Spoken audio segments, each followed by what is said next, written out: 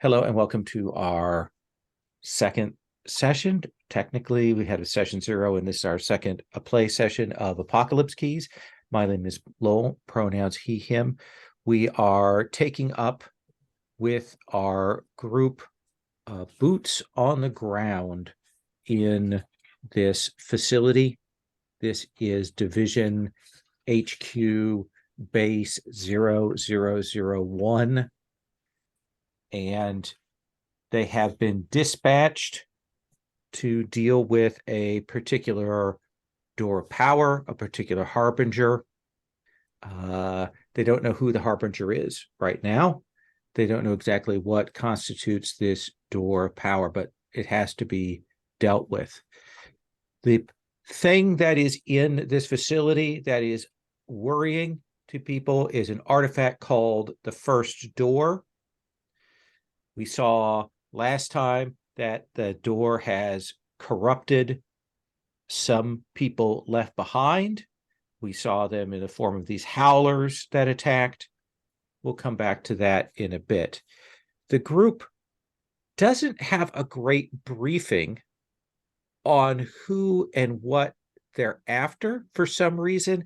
That seems to have been glossed over by the PC somehow. I'm not sure how that happened, Alan, but the briefing was skipped. What you know is that a division trainer who had been in the field before by the name of Vex and another new harbinger, not harbinger, but Omen class monster by the name of Mr. Knock. Those two had a conflict, and the alerts went off that after they had kind of left whatever division base they were at, they appeared here at this very isolated, hard to get to base. Why they're here, what they're up to, who Vex is, who Knock is, these are all things that you don't know. Not as part of the mystery question, but as part of the briefing question. So that's where we're at. Last time they entered in through the big sort of blast containment gate, let's call that, into the facility. They were joined by their briefing handler, Angel Goramel, who was here to just give a briefing and then head out. However, he was stopped from exiting very forcibly by Lissa, who essentially injured his wings such that at this point he's unable to kind of leave on his own. And I believe that something else occurred then after that. Suriel, I can't remember. Did you have a conversation with Goramel after that? Am I recalling that correctly? I think that I was angry with Lissa for this rash and kind of just not thinking it through, and therefore I told Goramel to go and pointed at Lissa and says, "Don't you dare." He is still present with you at this moment, though. He has not exited, but we'll deal with that in a moment. So trying to figure out exactly what's going on here, trying to figure out who the harbinger is, what the door power is, trying to deal with that. Let's talk about the play cycle of this. We kind of entered in, we got ourselves onto the scene, a little bit of setup. The play cycle that goes on is a mix of finding clues through the grasping keys move or through certain playbook moves, moving through, investigating. There are things on site. There are people on site that maybe can provide some context for the clues that you find. Eventually, once you have put together enough of these clues, these keys, There's the process of trying to work out as a group kind of what is in fact going on. That is kind of done at the meta level, that unlocking the door. And there's a process for going through that where we attach those keys to the different facets of the mystery that are there on the mystery map. Right now, we have one key in play, and that is the key that Lissa uncovered, a map of constellations unknown to you, that were carved onto the wall of the base. Contextually, Egther, I believe that you had been at this base when things when it was shut down originally, when it went south, right? Maybe I don't recall that. Yeah, But I think that was kind Wasn't of that a. Weeper? Oh, was it Weeper? yeah, that I think so. I have been here before. Okay, that's so it was Weeper who was a member of the team who had been here before. So the play cycle is that right now we have that one key on the table. It hasn't been attached to a facet connected to one. We'll do that sort of in the uncovering of the door here. You are in a set of caves that are kind of here present in the underground of this base. And I believe Egther, what last time you reached out and shifted things with your connection to the earth, right? So what is it that tells you that, like, is it a voice from the earth? Is it something else, that these caves were something that this base was built on top of? I think because I picked time distortion for my second power of darkness, I think I I see the like a brief flash of the base being built Okay, yeah, over us. yeah. Seeing that construction, those ghost images of that. Weeper, I believe that Hungary has a starting move, like a start of session or something we need to resolve, right? It's not a starter session move. It's the better to eat you with, my dear. It's a key related move. Okay. When you reflect on a key uncovered thus far, you may feed on an aspect of the key. The key describes how your body violently changes in response. Mark condition to reflect how the transformation makes you feel. And then I get to answer you a couple of questions from a list of 4. So what is it we see happen? Like what do we see you do? The key that we have is that constellation, that star map there. What is in the it? wall. In the wall, yeah. So yeah, I think I go over to it and I start sort of smearing my hands over it to sort of like feel out the indentation of this constellation, and then I apply more pressure, and you sort of see worms coming out of my fingers, and I'm grating into this constellation, and then that turns into sort of blood, and that's sort of flowing down this constellation out of my hands. And yeah, I sort of smear this blood, and I have an epiphany. And I think that you feel a pull, like there's a manifestation of these stars. Something drew these, created these. And again, they're not a sky that you've ever seen, but you can feel that they echo something that someone else has seen, and you can almost feel that gravity, that wind that tries to kind of pull you into them, and like that maybe a vision seen through a doorway, through a gate, through something. You're not sure. What questions do you want answered? first one, as my claws break this constellation and change it, I would like to change the key into a truer shape. I think that as you do that, as you scratch at this, you rearrange the stars and the constellations. And I think that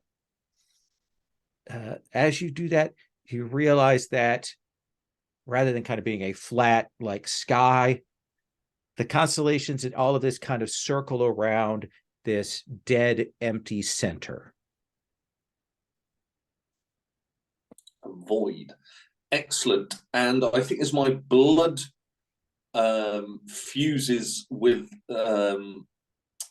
this constellation and purifies it, it leads me on to another key. So you will hear a let me see how I want to do this one. I don't think it reveals it. It just, well, the phrase is leads me to another. I think what you see is that there is a kind of a line of the drawings, and you follow that along the cave wall with others maybe watching, and you'll realize that at the end of the cave, one of these ways opens up into, as you kind of look inside, what looks to you like a lab. Old, dust-covered, the classic beakers and handles and Bunsen burners and all of that kind of thing in there. And you'll see some people in there. Not howlers, but people. What do you do? And then I'm going to check in with Lissa about her start of session move and kind of check in with everybody else. I will shout back to my brethren, brothers, sisters, this way. The constellation has spoken to me. God has tried to hide his tracks, but I am cannier. I can see him. This way, hurry. And then I'll make a pace towards these people. Okay. Over to the others. Lissa, you have a start of session. Let's go through that. Well, give me 2 seconds to flip back over to that tab. All righty. So the surge starting move that is, a start of session move is my hands around your heart. Yours is a power that was never meant for you alone to bear. At the start of each session, choose another PC to be your heart and share the burden of your power with. Say why you hope they will save you from what the darkness demands. And last time that was Egther, right? Yes. Okay. And based on everything that happened last time, with Weeper, collapsing into a pile of maggots and Suriel being a jerk, I don't think that's going to change. Okay. But you mentioned that void at the start, at the center of those constellations. Yeah. Yeah. I want to try to grasp at a key, because as Weeper has been looking at this, I think I've kind of gone a little blank, realizing that void is where my powers come from. All right. So how many darkness tokens do you want to spend on grasping this key?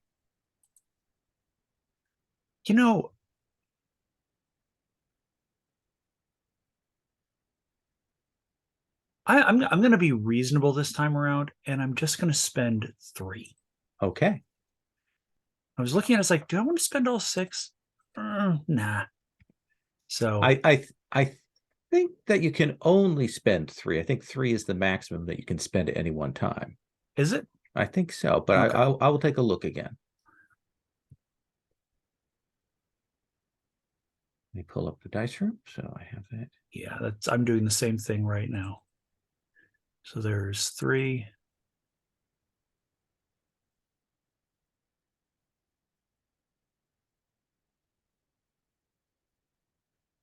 That's a 10. That is a 10.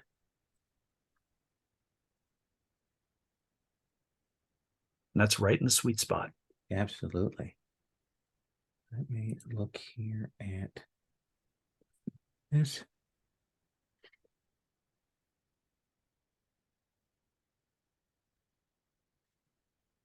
I think that you will see as you reach into that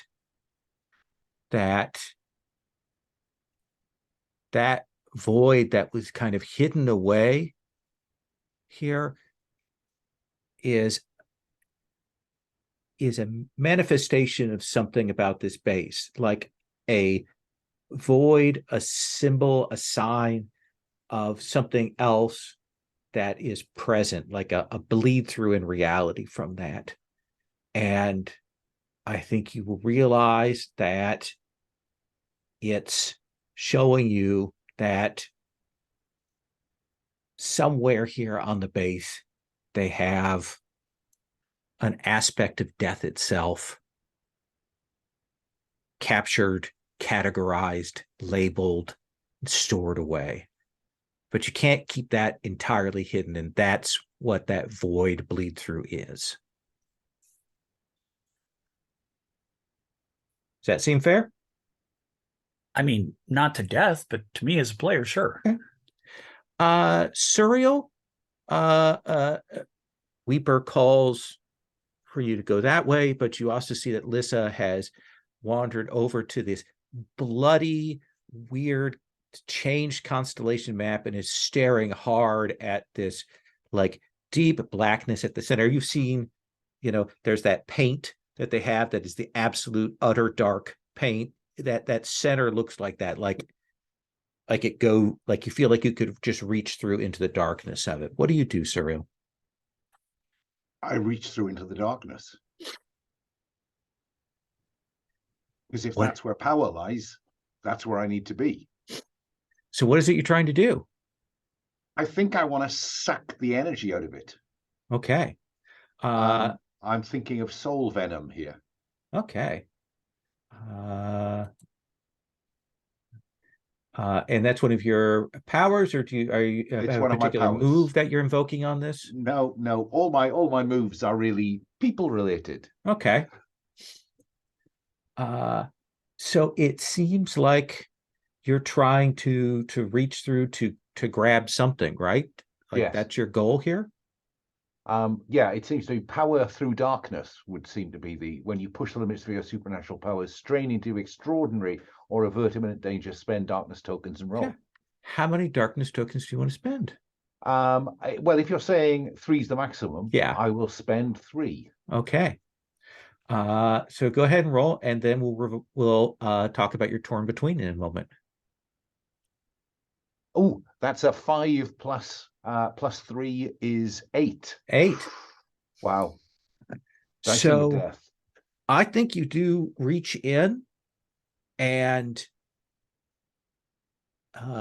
let your venom flow, and the section of the wall, this representation will melt, and you will see that it will form a doorway, a gateway to another part of the facility, maybe a part that was concealed, hidden away.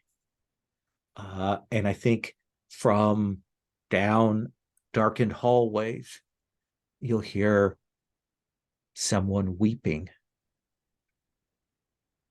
Check where Weeper is and offer Lissa a high 5. Alyssa, how do you react to the fallen angel high 5? I'm still kind of Fallen God. Fallen God. Sorry, fallen God. Apologies. I'm still staring into the void. It's not quite catatonia, but close. Okay. Like I'm sort of checked out. Never here when you need her. Egther, what are you doing?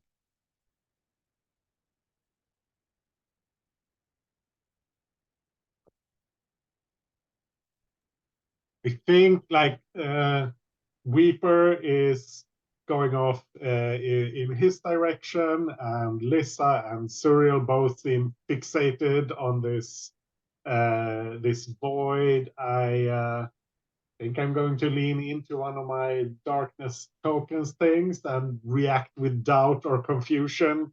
I don't know who to trust or believe at this moment. It seems they're pulling in different directions, and I don't know where we should go. Okay. So give yourself some darkness tokens. It does remind me. So when you have 5 or more darkness tokens at the end of a thing, you are kind of torn between Suriel. So you've got 3 choices there under torn between as to how you react to that this darkness build up in you.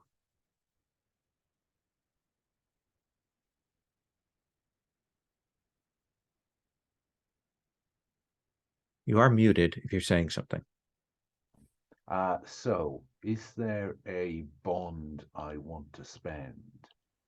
I think I will spend the bond that I currently have with what the darkness demands of me, and focus on the mission and reduce that bond to 0. Why does that question of the darkness demands actually kind of keep you centered here? Because the objective, what the darkness demands of me is to make my fellow monsters my worshippers. Now, Suriel has made that concrete, because I think one of the things we found out the division last time was that there are some monsters in administration, but they're not in senior leadership. And it seems to Suriel that he is the logical first Omen class monster to enter senior leadership. And therefore, that is the obvious way to make the other monsters his worshippers if he's in charge. And it's also why he's angry at Lissa about her behavior towards Goromel, because, standard operating practice says whoever greets you on sight is who goes back out to tell the division what happened. They're the kind of halfway house. They stay on the threshold. The operatives go in, and so standard operation, she broke it. And, none of that helps with Suriel's record and the kind of performance review that he's going to need in order to get to the next step. Okay. That seems perfectly fair. Let me come back to Egther briefly, and then I want to come back to Weeper. Egther, what do we see of you that shows us that you are kind of caught between? I think I take like half a step to follow Weeper, and then I look to Suriel and Lissa, and I'm looking from one to the other, and clearly indecisive at this point. Like I wielded my hammer before, I've lowered it, and just standing there and unsure of how to proceed. Perfect. Weeper, you give that call to the others. You start moving across the room, and I think you'll realize very quickly that no one is following you. They've all stayed back. That fits in very well with my condition of lonely. Clearly, they're not going to listen to me. They must be listening to God instead. So this room in front of me, you said it's like a lab? Like a big, long lab, tables, old style CRT computer screens, that and these figures at the end. I think as you start to kind of move into the room and move down, you'll realize that what you kind of picked up originally as a group of people he's actually one person. You can see that they've got this kind of lab coat on. It's marked with patches and like notes on it. It's got tears. It's frayed, stained. You can see their hands are also like they've written in pen and marker on all of that. They've got these goggles on with these lenses that kind of keep moving back and forth and shifting. But as they move kind of like along the table, we realize that the other people that you're seeing are them, but they're after images of this person. Like they're leaving behind, they're different colors, kind of red shift, blue shift, after images that are trailing behind them. And they don't seem to have noticed you. They're just kind of moving along, doing something and then moving back and doing another thing. You're not sure what they're doing. What do you want to do? I shall approach them, and as I walk up, I will knock various beakers and things off the lab benches in a kind of sort of like nonchalant way as I sweep past my gown. Quite petty, really. Just knocking these things, and I will gain 2 tokens. And I will say to them as I get close, fear not, my child, God is here. What has happened? Oh, this figure, this she, her, this woman will turn around and she'll say, hello.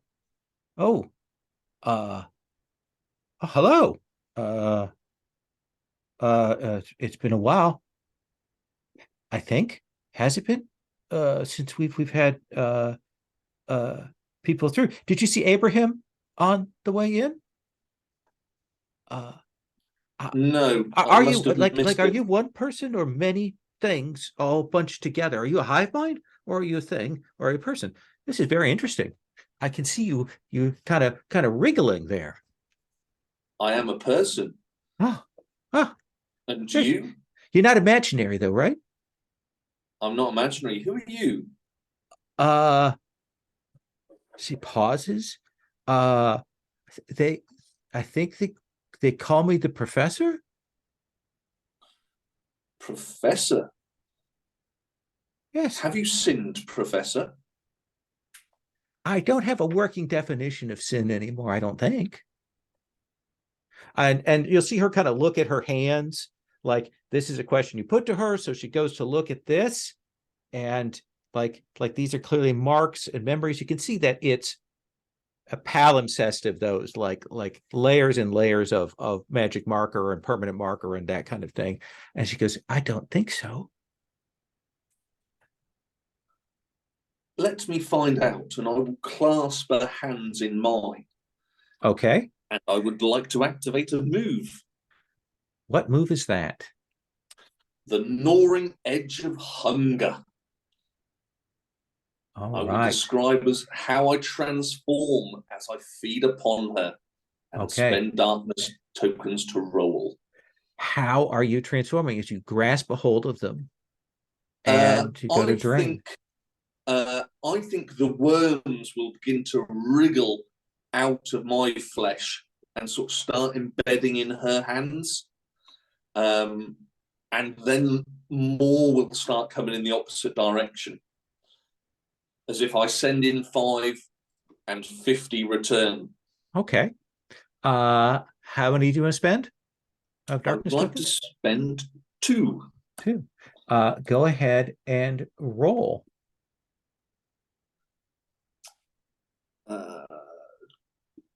2d6. 8, 9, 10. 10. Excellent. I knew I shouldn't have spent 3. Okay. So you blunt the vortex of your hunger and feed only as much as you need, so you get to choose one. I think as these worms then return to me, as I consume the evil within them, I think I will give in to the euphoria of feeding. And I think I will drop to my knees and scatter these sort of maggots that are now on my hands sort of over my face in great joy. and create a hunger condition. Okay. So that allows you to add a hunger condition that you can then mark later on. Can we talk about hunger conditions? So what it is basically, you know how you have that raging, lonely, lustful. Yeah. Those are conditions that are essentially damage tracks for you. When you create a hunger condition, you give it a name, and it's another condition that you can mark during this mystery to absorb damage.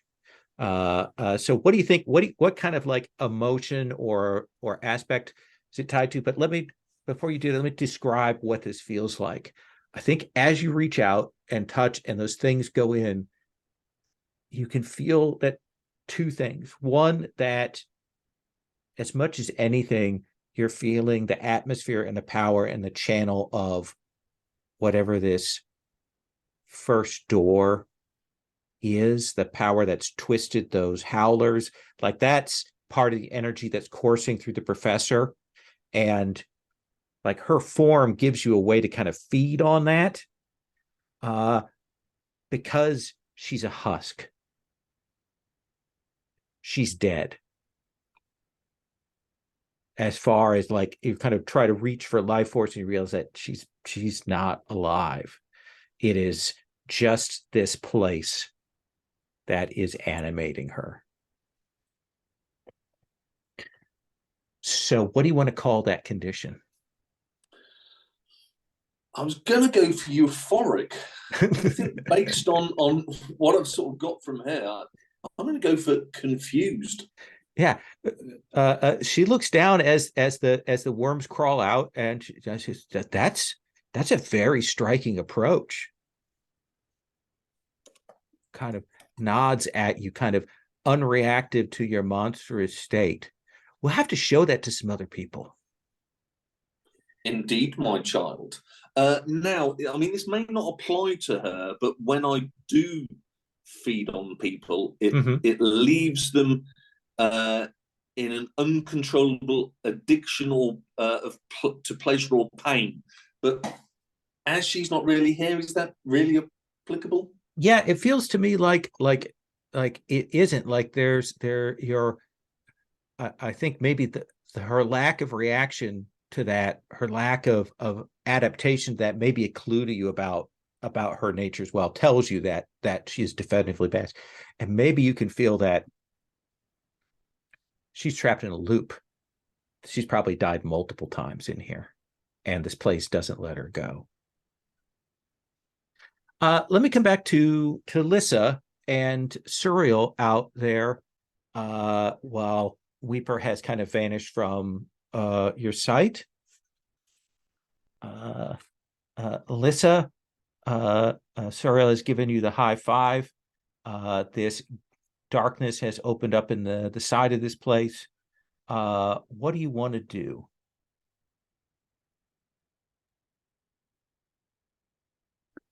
You know, this probably isn't the best idea, but I want to walk into that darkness. Okay. Lissa starts walking into this darkened corridor. Suriel, do you follow? Do you let her go? Do you stop her? What do you do? I think I'll let her go and see what happens. Okay. Gesturing Lissa? to Egtha, drawing his attention to the fact that she's stepping into this darkened corridor, running off, and checking where Weeper is. Weeper's gone. Like he's gone around the corner and he's gone somewhere else, like well out of sight from you. Then I think I say to Egtha, keep an eye on her, I'll find Weeper. Okay. Lissa, this corridor, this darkness is a force that is pushing against you.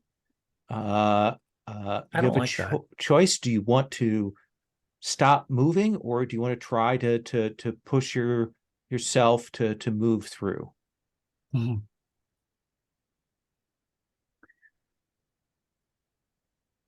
I'm still kind of dazed and numb from what happened with the constellations. So just because, oh God, I feel like I'm making all the bad decisions here. I want to unleash the dark within me, except I want to unleash the dark to create a star. To what end? What is it you want to do? What is your goal here? I want to push through the darkness, Yeah, and make it under. And since this darkness seems to be somewhat sentient, I want to make sure this darkness knows that I'm not the one.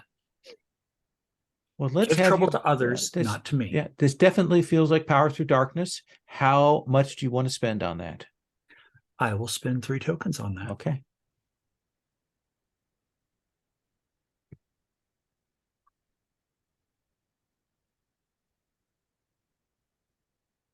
That's an 8. That is an 8. So I think that you will let loose with your energy, with your the star, and you will kind of crack and push the boundaries of this darkness to form a hallway that goes down. And I think sort of the bonus here is that it is solid enough that it will remain so that others can move through as well as you can. Does that seem fair? Yeah. Okay. That works. Let me check with Edgar the follow-up, but then I want to come back to Suriel. Okay. Edgar, Suriel gives you the, points you that way, tells you to follow Lissa, then moves to follow Weeper. You'll see Lissa. I mean, you've seen her open up that energy, that cosmic energy, the star. It probably just is blinding in here as that's let loose. And it changes the complexion of that doorway that's in the wall. And then I think she probably starts moving forward there. What do you do?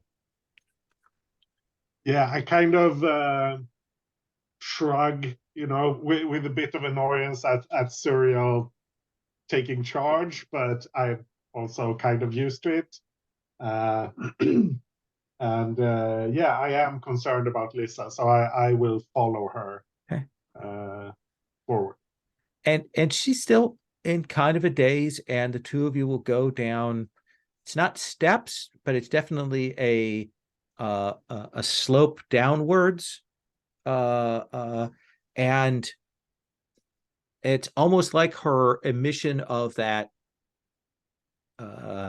star energy has frozen the darkness. So, like, it's a cold black hallway that you're moving through, as you will go down.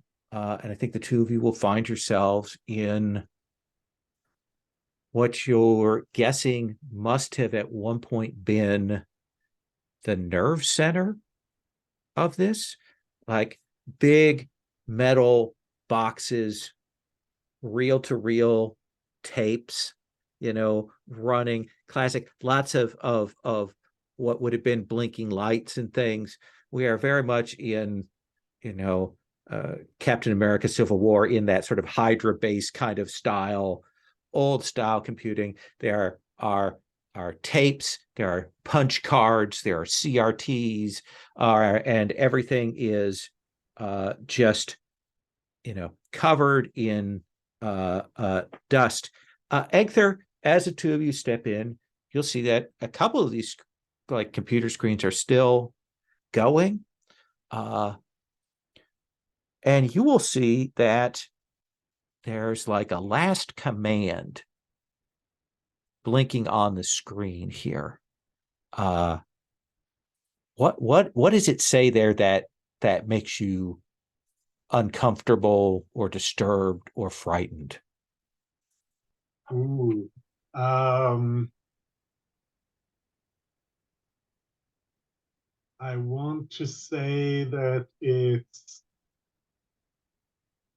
yeah, I'm going to go with execute Ragnarok protocol. Okay. Yeah, that's flashing there, and you'll see there's a countdown number, and it seems to be frozen at 13. Yeah. I think, yeah, I'm going to grasp at keys here, grasping keys. Sure. Let me do Surreal Yeah, and that's good. Weeper, and I'm going to come back and we'll start with you in that scene with your grasping keys and kind of walk around that. Surreal, you've given directions, and Egther has followed your directions. Exactly. That's why I'd like to take 2 darkness tokens, because clearly he's beneath me. Absolutely, absolutely. And you'll move into, and you'll see this lab. You can see that the marks in the dust and things where Weeper has moved along, and this trail of broken glassware, where Weeper has knocked stuff onto the ground. But Can you you will see, not control those worms? you'll see Weeper like holding the hand of this woman, this lab-coated woman, and you can see there are several after images of this woman kind of around her, slightly different colors, slightly different appearance to them as well. What do you do, Surreal? I think that I would like to. I want to interrogate her. Because I don't think we know. She calls herself the professor. I want to know something about the work on which she is embarked here. And I think that the way I want to do that is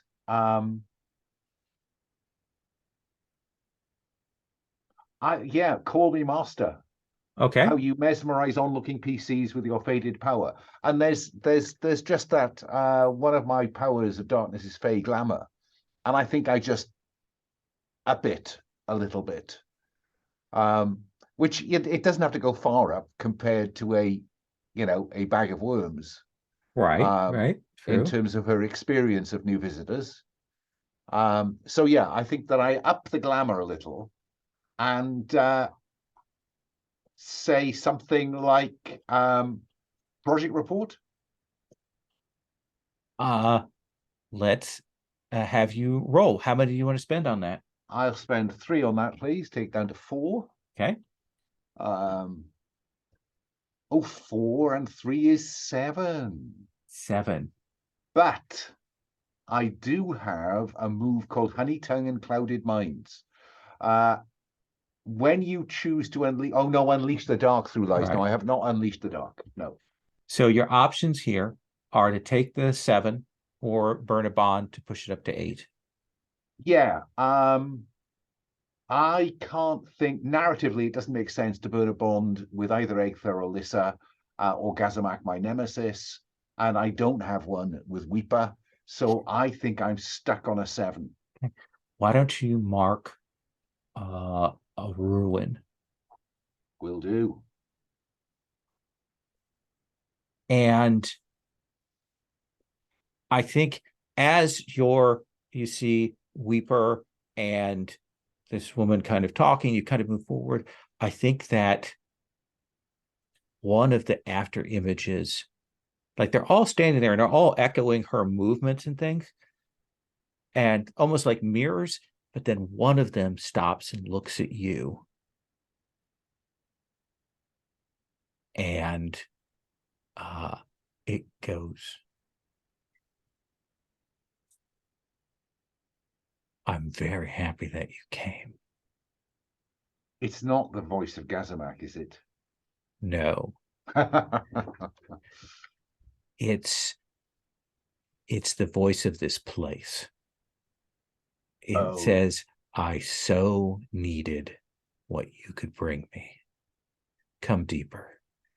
And then the figure shifts back and continues that echoing. Oh, wow.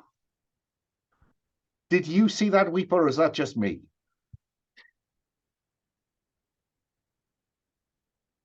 You're muted. I will turn in a euphoric state to Serial and say, I did not see anything.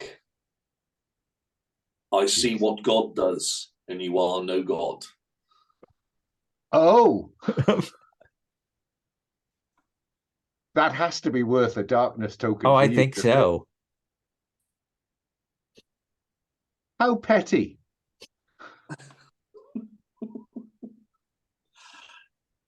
What do you, Weeper? What do you tell Surreal? Like, what do you say to him now that he's here? He's finally followed you. I will say to Surreal, good, my friend, that you came. She has paused in time and been reset to wander over and over again in this room. But look upon her flesh. As so often occurs in the Bible, she is marked. I believe this could be a sign, as in the Bible. And I think I will walk over to a. Has it got the classic? You said it's very old, so it won't be dry white. But has it got like old chalkboards? Oh, absolutely. Yeah, roll. There's some on the wall. There's some pull down ones. There's some rolling ones. And I will begin to scribe down the markings that are sort of that I can see on her flesh. And I'll say, Surreal, call them out to me. Are they in any particular language? Are they symbols or? I think what you will realize as you're doing this is, and by looking at the layers of this is a person who is deteriorating. They are being remade, reborn when something, like if they're killed, and they're getting a little less high fidelity each time. And it's surprisingly mundane. It's like markings of names, places, that kind of thing, get milk, that kind of thing. I think you'll see the name that she mentioned before, Abraham, written a couple of times.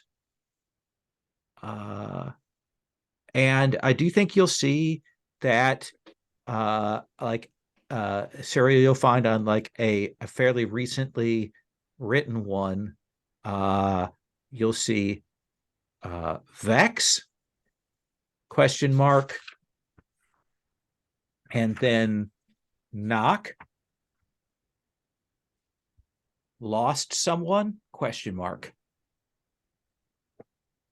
Would this be a good time to grasp a key if I'm writing this on the board? I was going to ask if that's where you were leading. Let me resolve Egther's key thing, and then let me come back to you. How's that sound? Egther, as you're looking around here, how many darkness tokens do you want to spend on grasping keys? I'm going to spend 2. Okay. So let's roll that. Or do I need to choose anything beforehand? No? Nope. That's we're grasping keys. Unless you have a particular move that is affecting this, we just roll the grasping keys. Cool. That's a 6 total. Yep. You can't. So you find more than you were ready for. You may choose to mark ruin to uncover a key. But in doing so, the harbinger will reveal how you come closer to becoming a harbinger. Sorry, not the harbinger, the keeper. Sorry, that's a dead giveaway. The keeper will reveal how you come closer to becoming a harbinger. Yeah, I'll do it. Okay. I think as you move along here, as you're looking at this, there are files as well. There are printouts, with the like hole punch paper along the side and the green and white paper there. And you'll see a folder,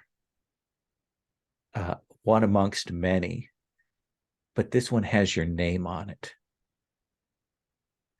And you look down and kind of start looking through it, and it is a very carefully done multiple option discussion of how to kill you. And it's essentially harbinger containment procedures for subject Egther. And that's what you see is pages and pages of how to destroy you. And some of these ways are right. Some of these ways are wrong. Some of these are cruel and creative. What's the worst one? Ooh. I think there's some kind of imprisonment. I kind of want to mirror the myth with Loki trapped with the snake dropping venom in his face. So it's locked outside like of time with some pain being used to keep you from concentrating, exactly, to keep you so you can't escape. What does Lissa see? Like, what's your reaction to that when you see that? I think it's very clear from my facial expression, even though I don't say anything, that this is painful and frightening, and I think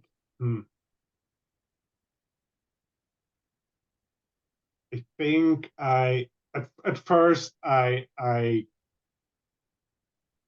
scrunch this, or I ball all of this up into just ball it up, and then I control myself. I put it down on the desk, I smooth it out, and I put it inside my coat to bring it with me. And I think we see Garm, my wolf, like nuzzling up to me and kind of whining a little bit because he's sensing my distress.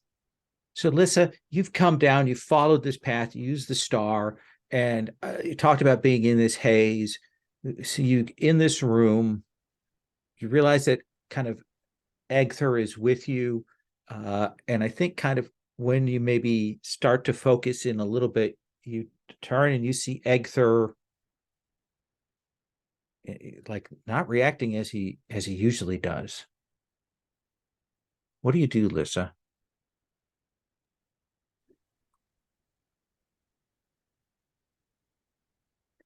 I want to comfort Egther, but right now my mind is more on what the hell is going on here.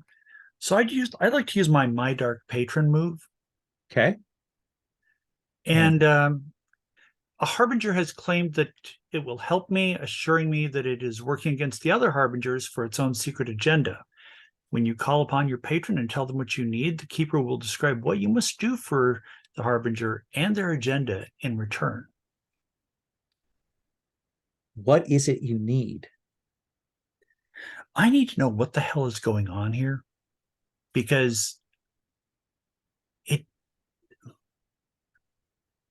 I saw the source of my power in that constellation, even though I didn't know what it was before today.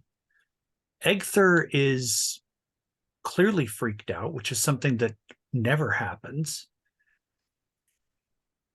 I need to just cut through all of this bullshit and find out what's going on here, because that'll tell me how to stop it, and I can go back to staring at the walls in my room. So there are two things here. If it's that you want to use your patron to grasp a key, if that's what you're trying to do, if you're trying to get that, that's a different move. We would do the grasping keys move. Yes. And we would use that as the fiction.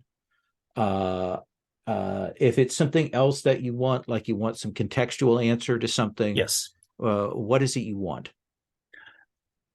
Like I said, I want to know what's going on here. Why are these see that's general. mystery? I kind of need to Okay. in the meta. I need to know whether you're looking for like some more contextual information about I'm looking the for site contextual information. Okay, not a key on this one. Okay. I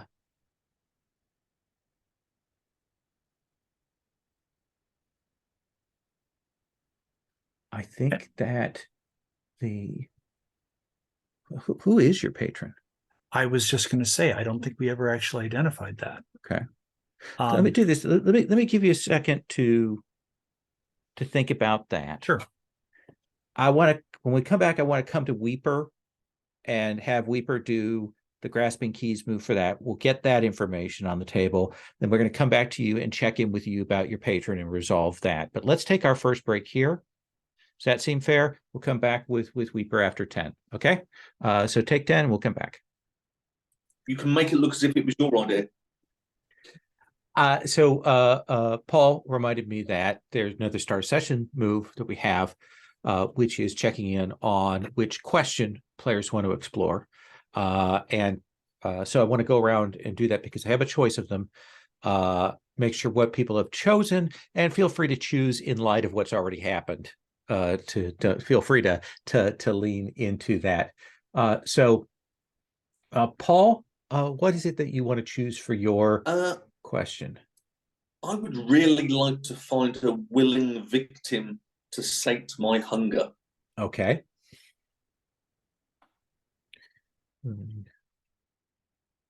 Victim. I think you got there's potential in this figure that didn't react. I think that the case could be made for that.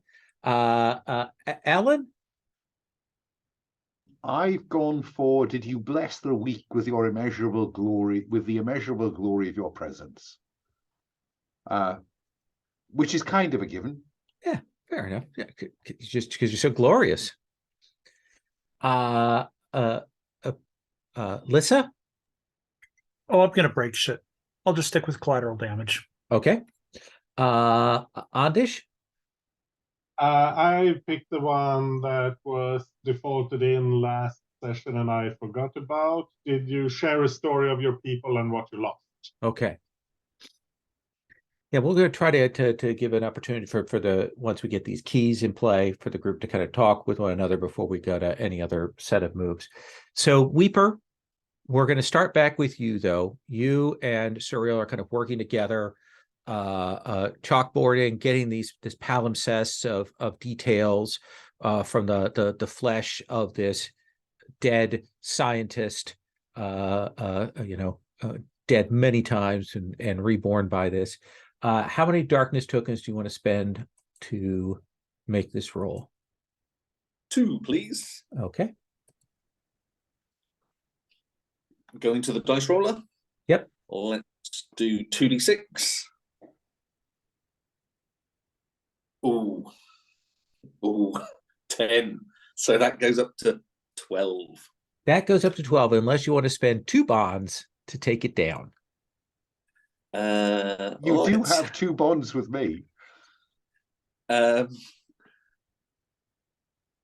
So I'll just read through the grasping keys 11 plus.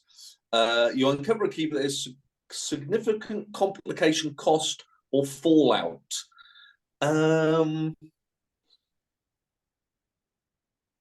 Let's go for that. Actually, considerable cost, complication, or fallout.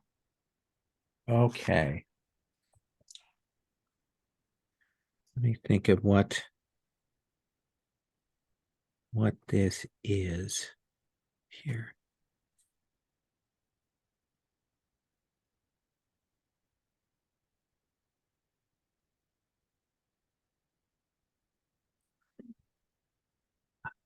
I think that you will begin to, like, from the pieces of this, realize that part of what you're putting together, piecing together from this is like the definition of an experiment that was conducted here. And you realize that the experiment is basically about putting people in a position where they are subject to the runoff, blood, sweat, tears of a divine force and made into something else. And it seems to be an experiment that echoes your origin, Weeper? Very much so. Would you mark a ruin? And what condition do you want to mark as you react to that? The condition I will mark is I'm going to go with my new one, confused. I'm confused why they would undertake such a silly experiment. Anything dealing with God is wrong. God must be contained and broken. So this confuses me why Division would try such a silly experiment. Okay. So I'm putting that down as the fourth key. Basically, as experiment, how to make something like Weeper, discovered by Weeper. Suriel, you like you two are working together on this, so I think you pick up the context of this. What's your reaction to that when you realize that's what is kind of being drawn out from the markings on this professor's skin? I'm fascinated because the making of a monster is surely something that contributes to the remaking of a god. Absolutely. This is delicious. And I'm wondering what to do with that information as we speak. I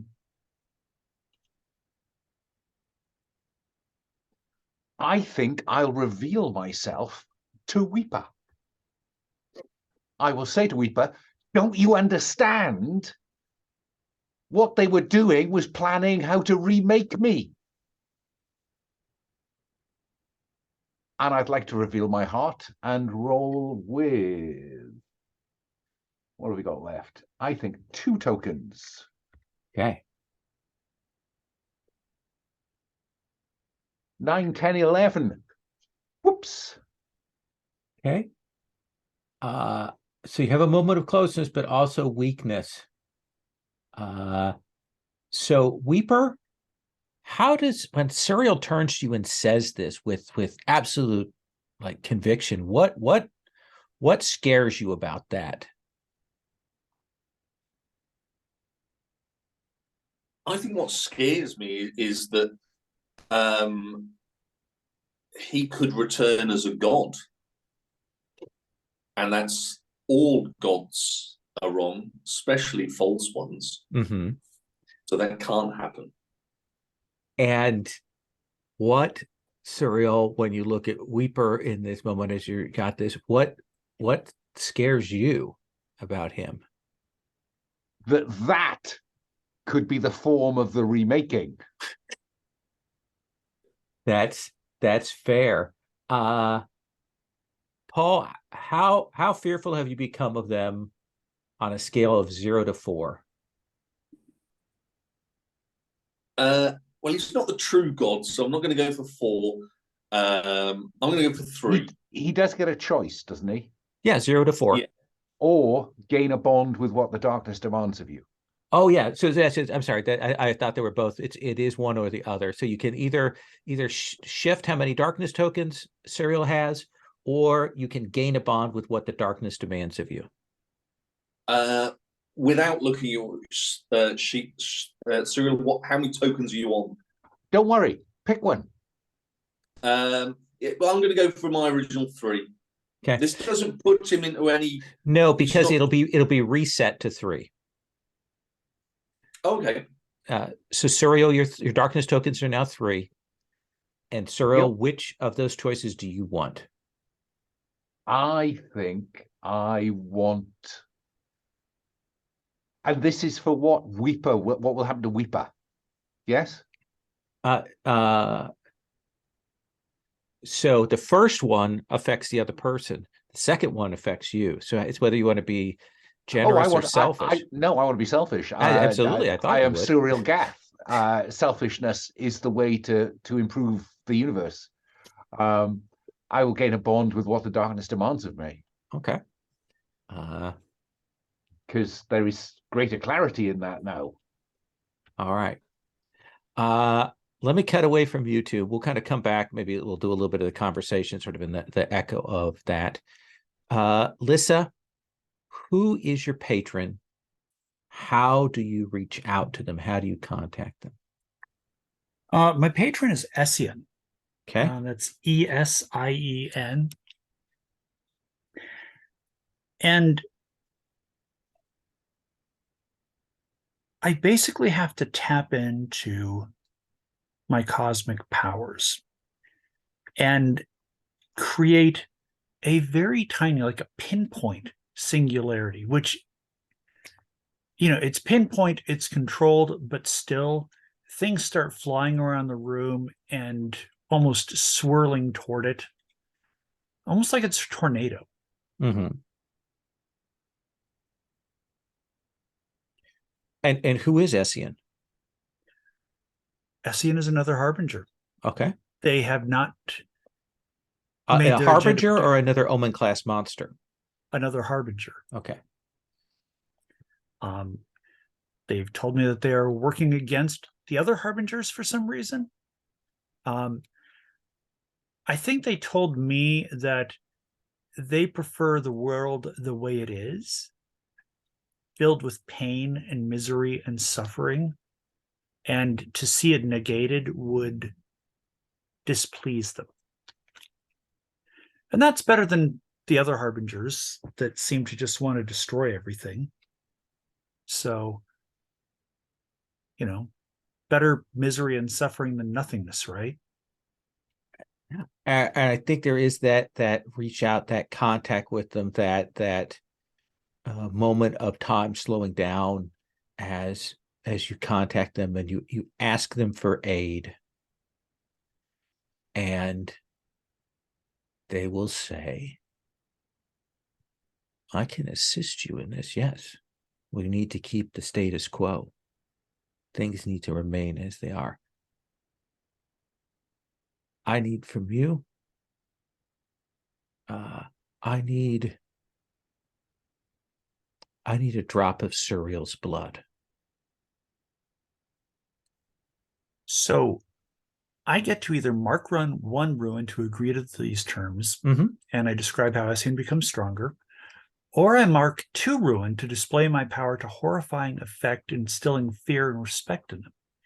They give me what they need. They give me what I need without advancing their agenda, but this may have been part of their plan all along. Just because I am hell-bent on retiring this character as a harbinger. Oh, I never had any doubt that you'd be marking 2 ruin. Oh, yeah. There was no question in my mind. So my next question, though, since I'm displaying my power to horrifying effect, does this count as allowing my power to surge and causing great collateral damage? Yeah, I think you're reaching through, you're cracking this room, you're destroying whatever other evidence you could find in here. Egther has to grab on for dear life, and I think you'll hear, oh, no, listen, calm yourself. It was merely a request. You just had to say no. You don't have to get angry about it.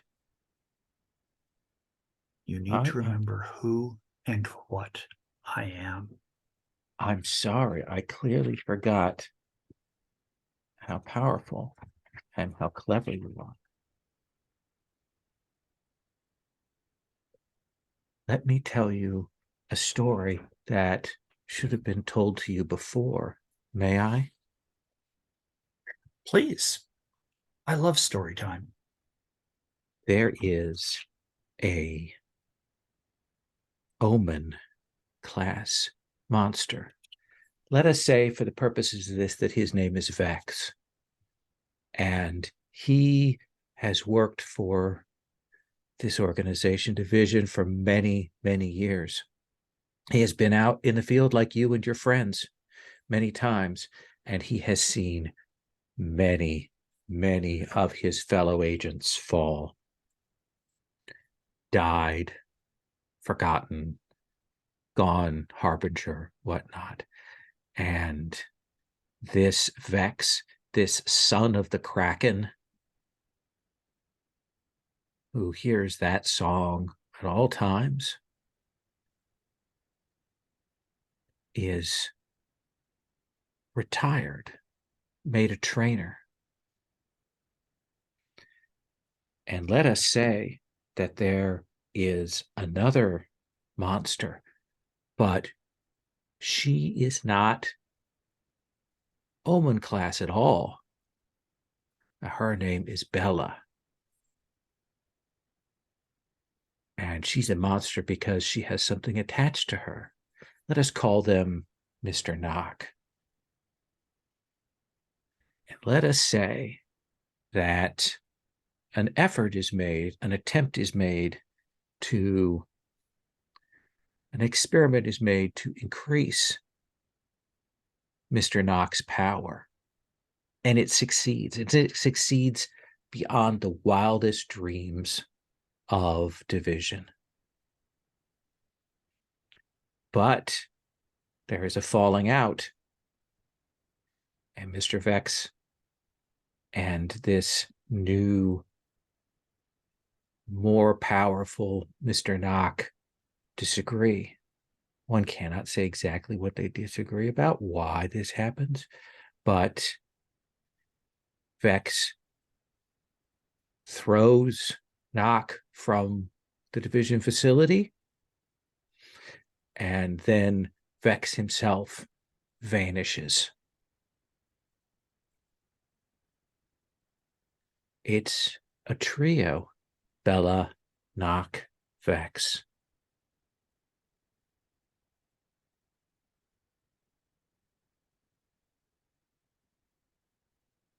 That is what I can tell you.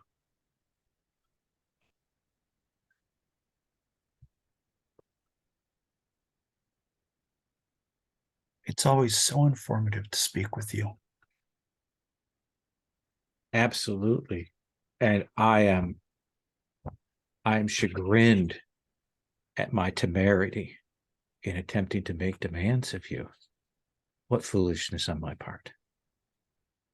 Flattery will get you everywhere, Essien. And gone. And I think we do see, like, the camera pulls back and we see that this room is freaking totaled, just absolutely devastated and destroyed. Egther, what's your reaction to that? What did Egther see, Lissa? Let's ask that question first, actually. What did Egther see or hear, or both? I think Egther only heard my side of it and only saw my side. But I was floating in the air with my hair streaming out like tendrils, almost like it was sentient, like it had a mind of its own, with what looked to be a growing black hole in front of me that I was shaping with my hands and directing. But it kept getting larger. And I think that's what caused the destruction that's around us. Perfect. Egther, what's your reaction when that dies down? I think since this is destroying the room around us, I think to shield myself, I pull back, I slam the hammer down in front of me as kind of a shield and something to hold on to, and grab Garm and hold him close to me as well. And I think I'm going to take a couple of more darkness tokens from Despair, because if it's clear that she's communicating with someone or something, and if there is something that has influence over her to the point where it can provoke her into these displays of power, then that's danger. Okay. I think as that dies down, there's a silence that hangs between you. And I think that weeping that you heard when the doorway first opened up, now that there's a door that's been wrenched off from this room, I think you'll hear the sound of that weeping further down a corridor. We'll come back to you too. There's this moment, Weeper, after you've copied all of this over, you've had this realization about what it is. And I think by this point, the professor has kind of wandered over and is looking at this like she's trying to reabsorb it as well. And then there's that weird moment of realization that of what Serial wants to be and so on. What do you say to him? What do you say to her? What is the reaction when we come back to you? I think I'll turn to her and say, this has enlightened my friend, Professor. He is most... Is your friend's name Abraham? No, my friend's name is an older name than Abraham. Oh. Tell me of Abraham, though. He's your typical aquatic humanoid telepath. Usual. Found him when they first excavated here. He's here. I see him from time to time. He tries to help me. From time, he's very quiet. I can't remember when I saw him last, but time is very hard to measure here. He might have died a few years ago, but you know, who hasn't? Indeed. I have a friend that is very good with time. They could possibly help you. Oh, that would be very good. He tries to help me. I think. Does Vex help you? Who's Vex? A friend of mine. Oh, Of no consequence. you've written his name on the board. He must be a friend of yours. Indeed, he is. But if you've not met him, that is of no problem. God has not I willed may you have. know. Maybe Abraham has. I don't know. Maybe we should seek out Abraham. We could. Oh, hello. It kind of turns around, like as acknowledges you again for the first time. Hello, this is my friend, and turns to you, Weeper. Weeper. This is my friend, Weeper. I try to catch Weeper's eye, and kind of say, did you just feel something? I left Egtha to watch Lissa. I'm slightly worried she's done something again. Is there anything else we've learned here? We've learned a great deal. Is there anything more to learn? Exactly. That is a question only God knows. So clearly, if you ask that question, it says something. Let us return then, Serial. And we leave. Okay. Professor, well, it's good. Good. Come again. It is good. It was good. It will be good, Professor. All right. Fair enough. Oh, I've knocked some things on the floor. And you see her start to pick up the broken glass with her bare hands, and do that. And the two of you will go back. Weeper, this is the first time you've seen this blackened hallway descending down into the dark. Did two of you go down to reconvene with Egther and Lissa? After you, Weeper. You look over, Goromel's still sitting in the middle of this cave. You know. Is there any way he can get out of here? Once his wings have healed, he could probably fly up. Damn it all. I would like to, I think, now it depends how far you push this. Well, would Fey Glamour make him The believe power they of work? illusions. Would it? Is that powerful enough to make him think they work? You could try, yeah. Because a lot of this stuff about angels' wings, it's all in their heads. I like that. Uh let's have you power through darkness. I think so. Or is it unleash the dark, enforce your will on someone? Well, I'm trying to convince him that this works. I'm just curious where the no, distinction. I think might we be. could read it either way. I was reading the power through darkness as trying to do something extraordinary. Fair enough. No, I think it is pretty extraordinary to convince an angel they can fly with broken wings. Okay. So let me see. What are we looking at? I will spend 2 of my 3 darkness tokens. And say to Gormel, look, I can heal the wings, okay? Oh, Because and I know that standard operating practice requires you to return to the threshold and communicate what we know. I thought So I was that- leaving. I didn't bring any extra vape stuff. Indeed. So, but I think I can heal this. All I need you to do is to just ask me. Okay. Would you heal my wings? I have asked someone to worship me. I'd like to take 3 darkness tokens, Please do.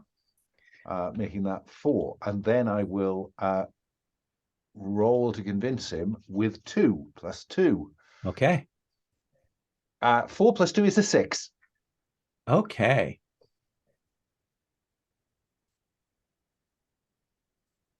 You could use a bond to change it. I could. I Two- think my you need two difficulty. You need bonds. 2. Yeah, I do. I need 2 bonds, and I have none with you, and only. Oh my! I have 1 with the darkness and 1 with Gazamak, my nemesis. I am tempted to spend those bonds You want to do because that? I know Gazamak has eyes on from that experience last time, and Yeah. they are not going to see me mess up. So I will spend a bond with what the darkness demands of me and 1 with my nemesis to turn that 6 into a desperate 8.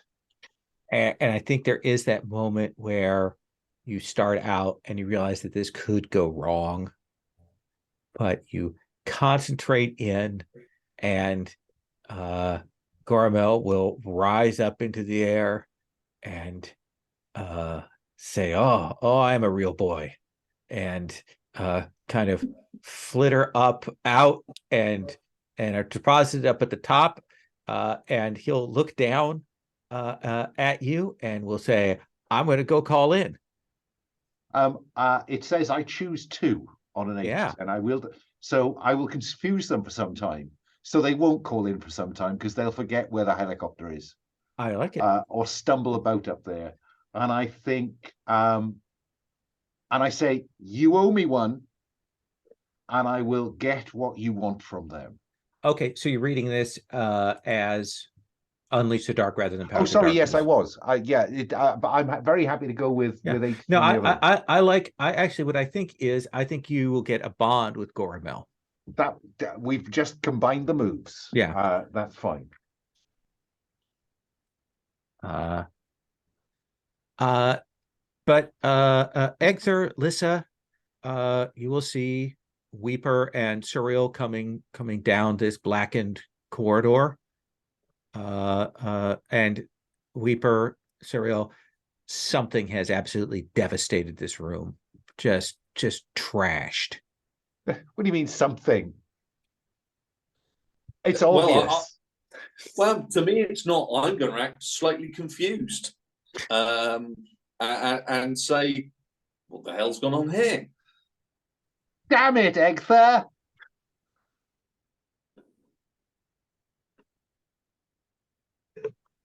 The blame for this cannot be put on me, not this time. I told you to watch her. I told you to keep her out of trouble. I have watched her. Keeping her out of trouble is more difficult. Yeah, you need to separate heart from head, my friend. Easy for you to say, who have no heart. Oh, I was going for spite, but I've been out spited. Yeah, I think so.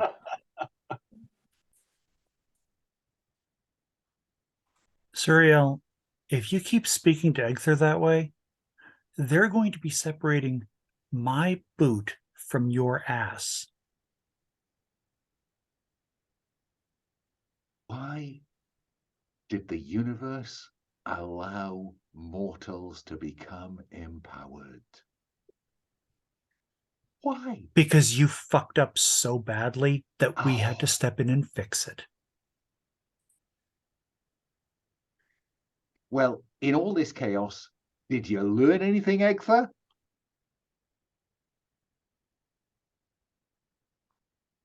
They have made plans here to destroy us.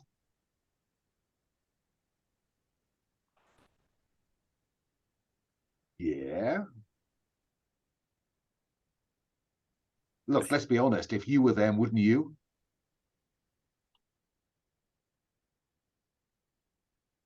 My people kept extensive libraries, much like these, on our enemies.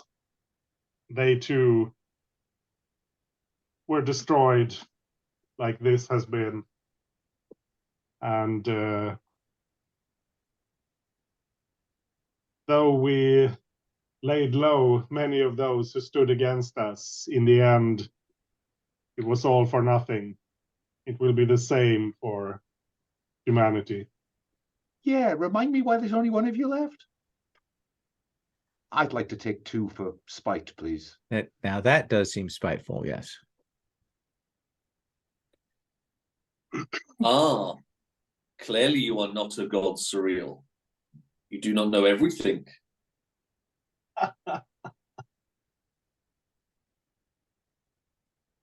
So, quick question. Yes. Did the damage that I do to this room count as catastrophic destruction? For like the collateral damage, or is there something else that you're trying to trigger? The I am your destruction move. Let me take a look at that here.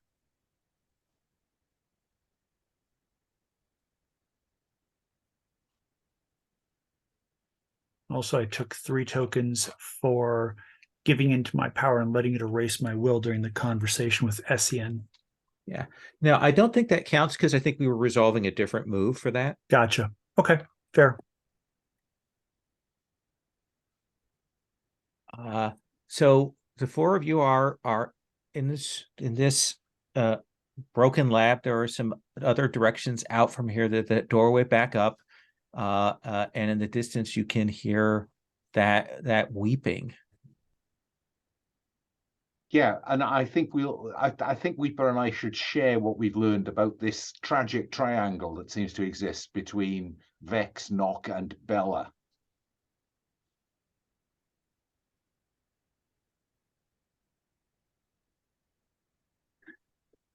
And for my part, I'll just say, wait, it took you all that time to learn that?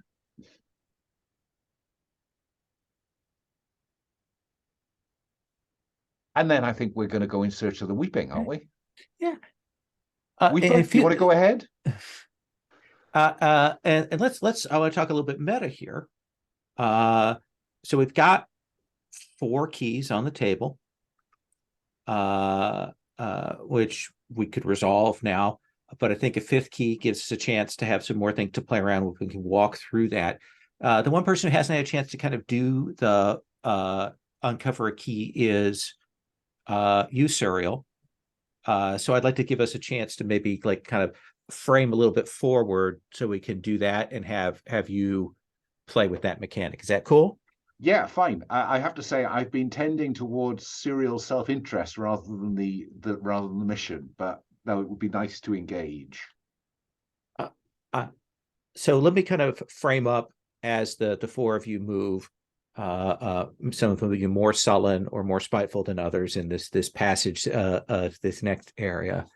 But like go to another set of chambers / caves. You can hear off from other passages more of that sort of howling of wind, more in other places in this down below of those howlers, and that wind that seems to come from the last door itself, or the first door itself, that pressure of that object, because you've clearly gotten closer to it. But as you come in to here, and the four of you are looking around, Cyril, your eyes will be caught, and you will see this shadow moving and shaking. It's kind of attached to the darkness there. You'll see some red eyes from it, and you can tell it's something that's wounded and hurt, and it's saying, Bella, I can't see you anymore. Bella, where are you? It hurts so much. Bella, where are you? I can't see anything anymore. I think I will inquire. Vex? Knock? Is that you?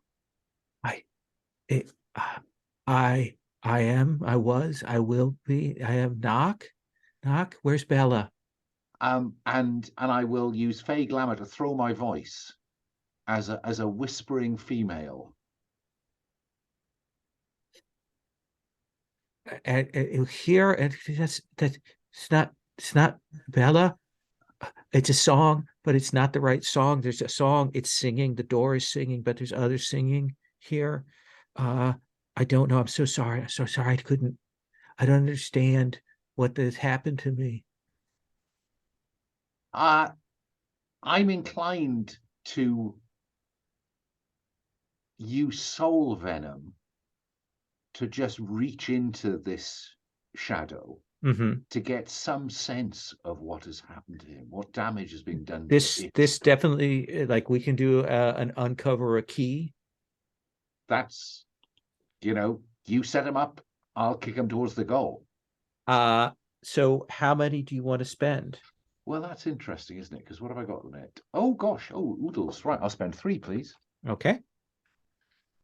Then let's have you. That's 8 and 3 is 11. It's 11. And I'm just wondering, I am conscious that I must not overreach here, or I will just be reflecting Lissa's tendency to overreact. Okay. So I'm tempted to burn one of the bonds I have with Lissa in order to reduce that 11 to a 10. I think that's perfect. Because I do not want a significant complication cost or fallout. Because that's her stock in trade.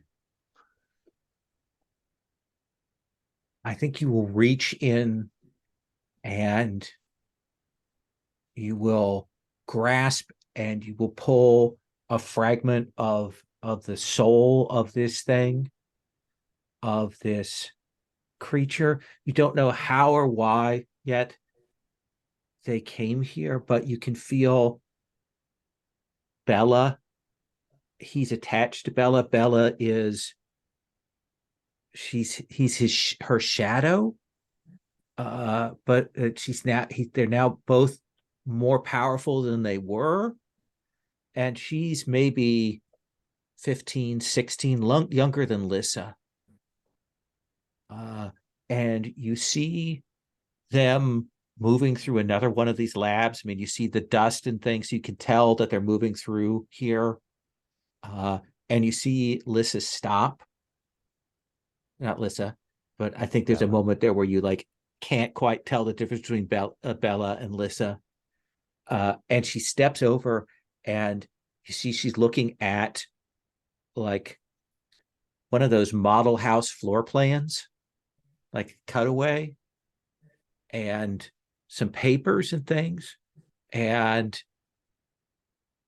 Bella's looking at it, and this is her house growing up. And she moves aside the papers off to the side, and she sees pictures, like sketches, notes of herself. But they've been here for 40 years. And you see her flipping through these papers, these names, these things, like a track, a guideline. Is this a story made up? Is this a long-term plan? And I think you can see that terror and that freaking out and that power rising up in her as she's looking at this evidence of her childhood in this place that has been closed off for so long. And I think then at the, like, there's a snap there as something breaks in her. And that's kind of the last that Knock remembers.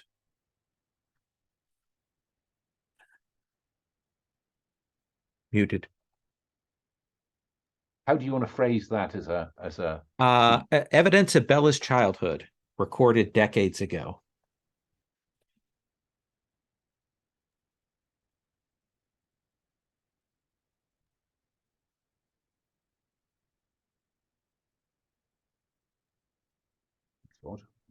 right? I think the three of you, Weeper, Egther, Lissa, see this Suriel reach out his hand and put it into this shadowy form, and it kind of shakes, and it's just saying that name, Bella, Bella, Bella, over and over again. Egther, what's your reaction?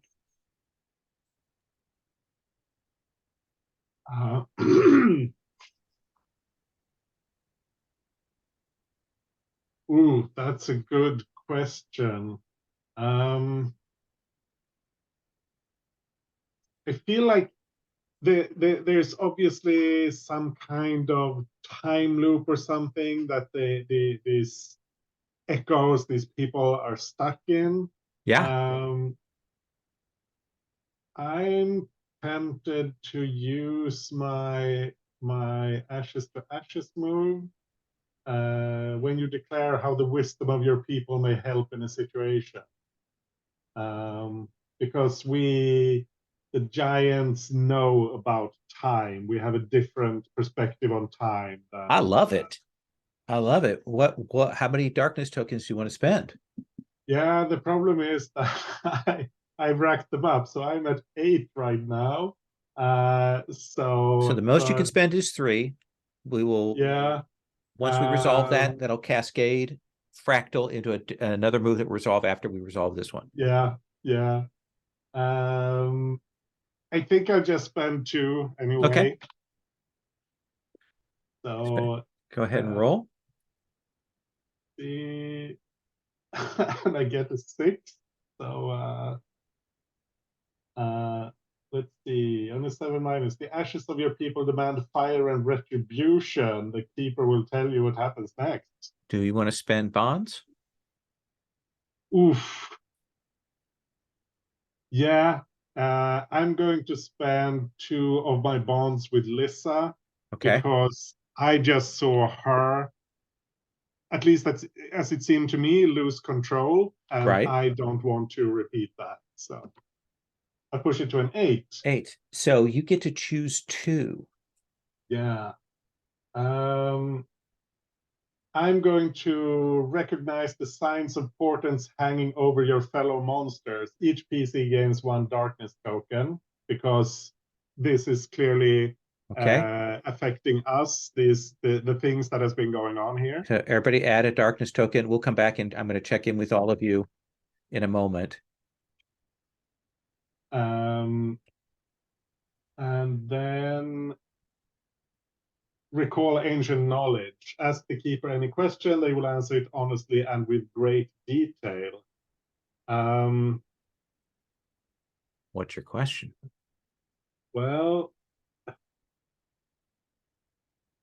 trying to come up with something appropriate that's not like solving the mystery. I mean, it's not, because that's a mechanically separate thing.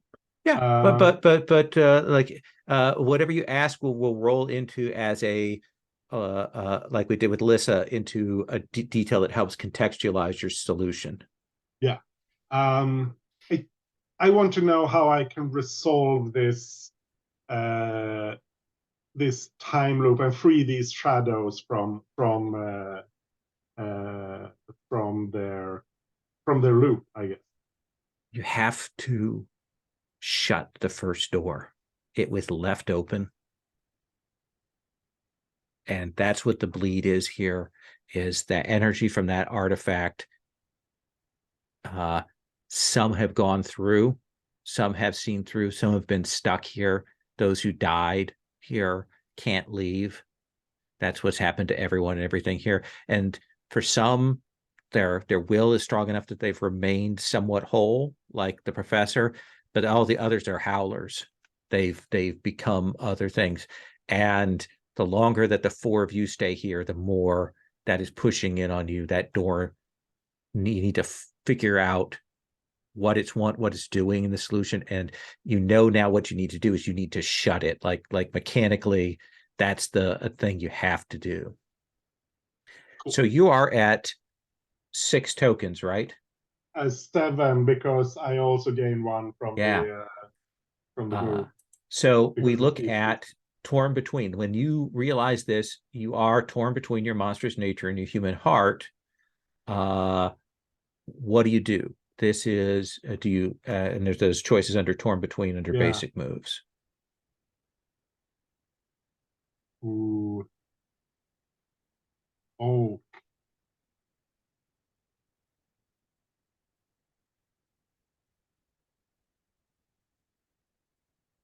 I think I have to let my monstrous nature show. I think with the understanding that division, they're the one who have put the first door here. Somehow they are to blame for it being opened.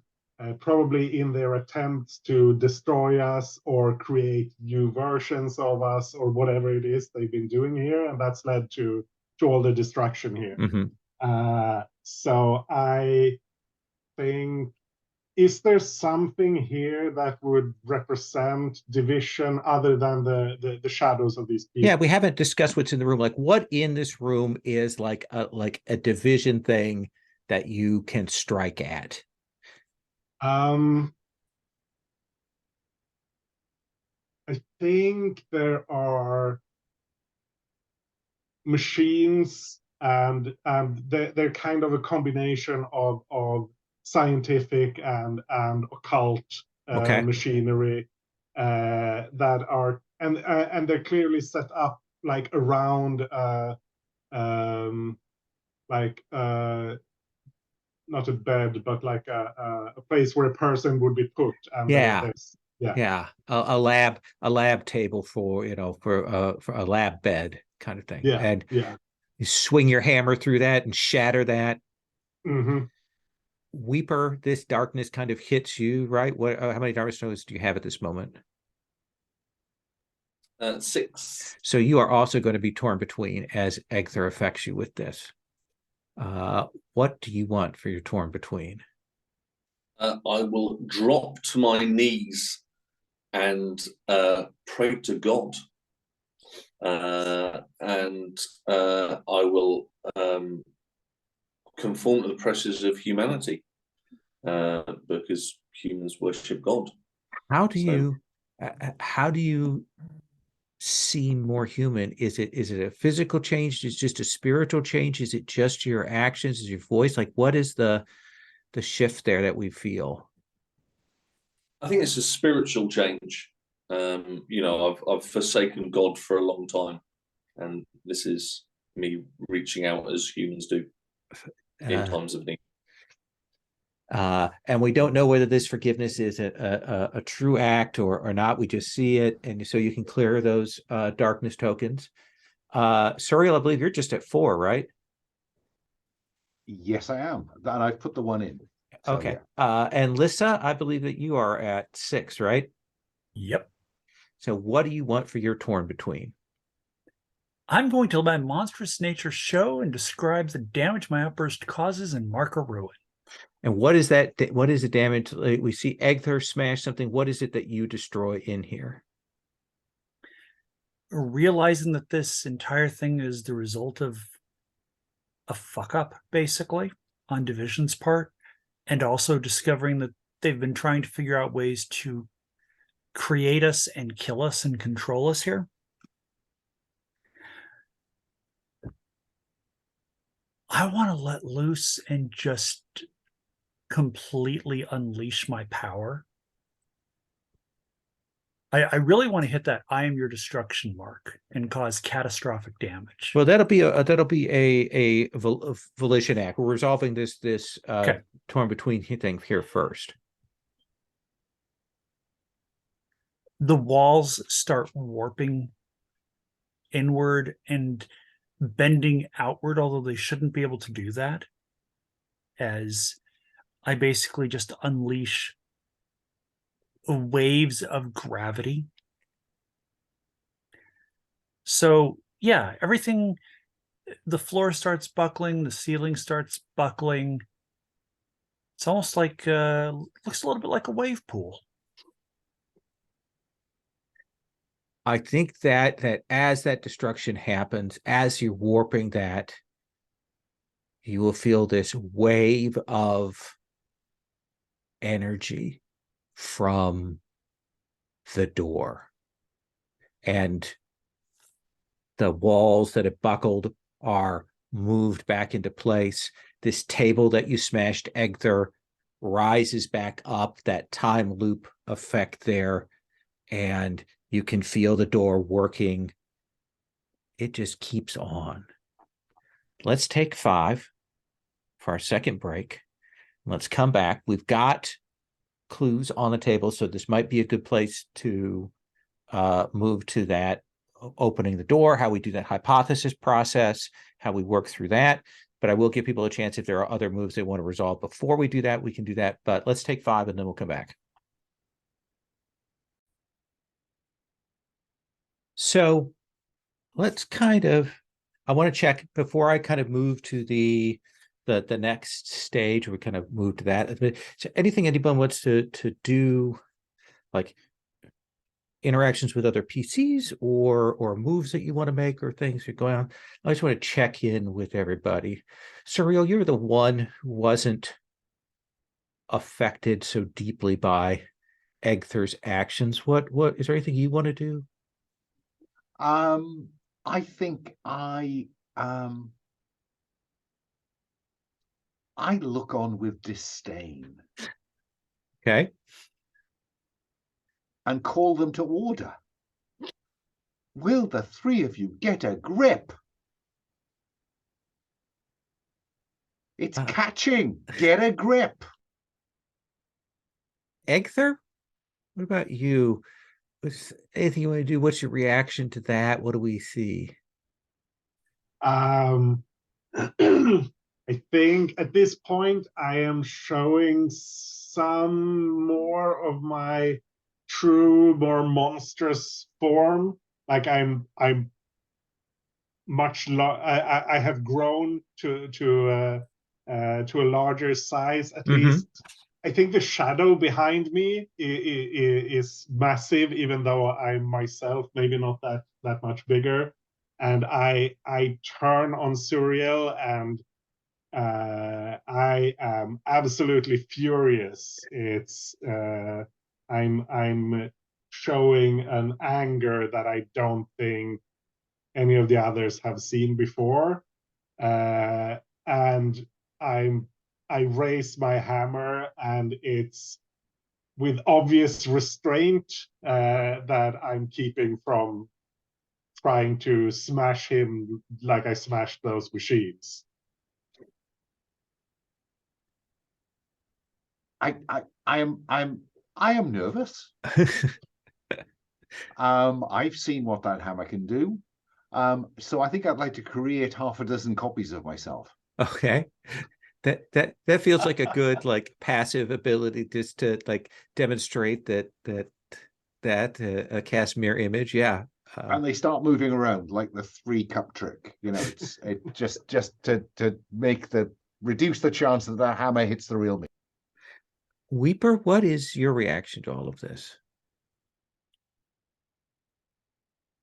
I think I will just sort of look around, very, very confused, and not answering really at all. Just seem sort of quite out of it, really. And I will gain some darkness tokens.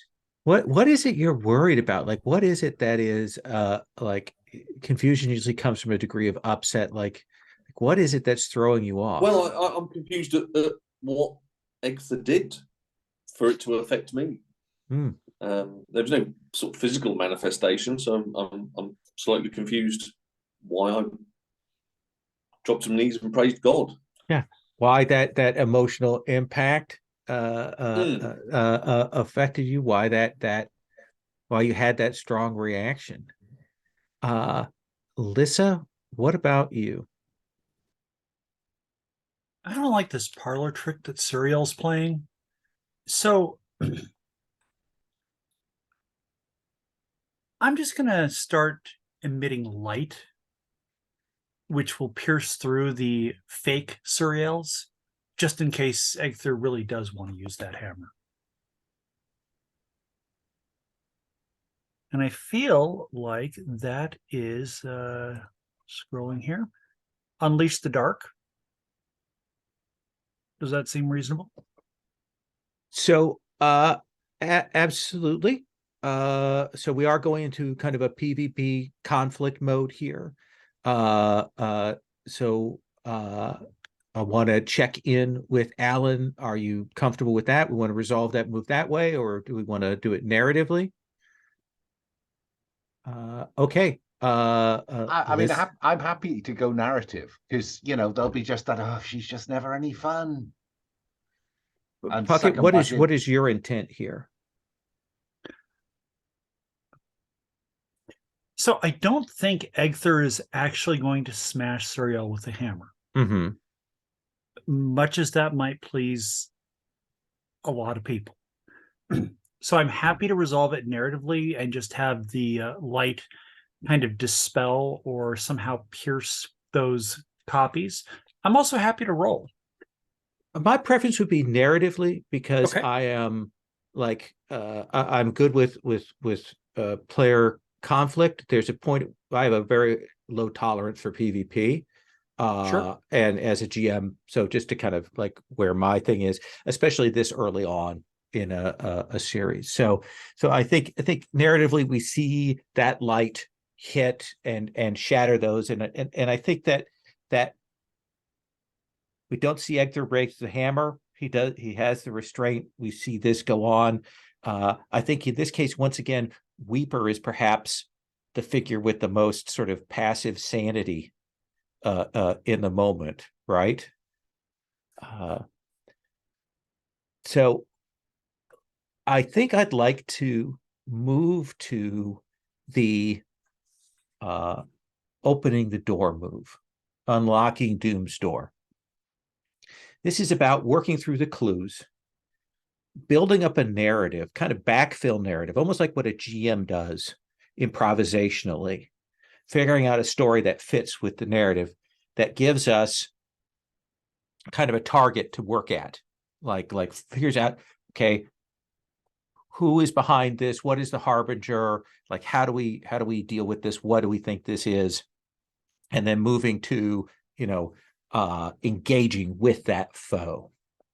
And the way we do this is we've got those clues that are on the mystery map, the keys. And we go around and each person talks about one of the keys. It can be the one that they came up with, or it can be somebody else's. It's up to you, but talks about what facet of the mystery. We've got sort of three facets: the harbinger itself, this door of power, which is the first door, and the abandonment of division base 001. Like those are things that are happening that kind of tell us the dimensions of the mystery. We associate it with one of those facets, talk about how it connects, how we think it fits in, not giving the full picture, but we add some pieces. And then the next person will take one of these and we'll build on one another as we go through. If we had like, for a mystery where we have a lot of facets, we would do the go around. It might be that somebody has uncovered a lot of keys and other people maybe haven't, but everybody kind of gets as much as we can an equal bite of the apple on this. But Lissa, you did find 2 keys. So I do want to start with you. And again, you don't have to pick one of yours. You can pick one of the other ones. Like, what do you think one of these keys, like what facet is attached to, what's going on there? Why is it important to what's happening here? Where do you want to start? Somewhere on this base is a part of death's essence. Okay. And what is that connected to? I feel like it's got to be connected to instructions on killing Egther. Well, the clue is somewhere on this base is part of death's essence. So which of the facets do you think that's connected to? Oh, okay.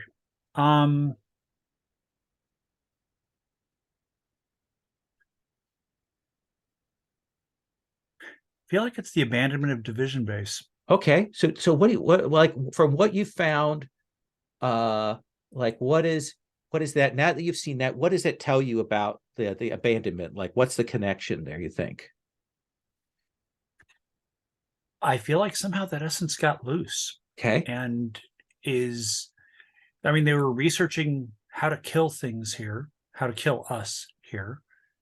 I feel like that essence got loose and, well, basically just tapped into the energy that was already at work. So we know that something went wrong. They were doing this research on the murder, the destruction of omen class monsters, of harbingers.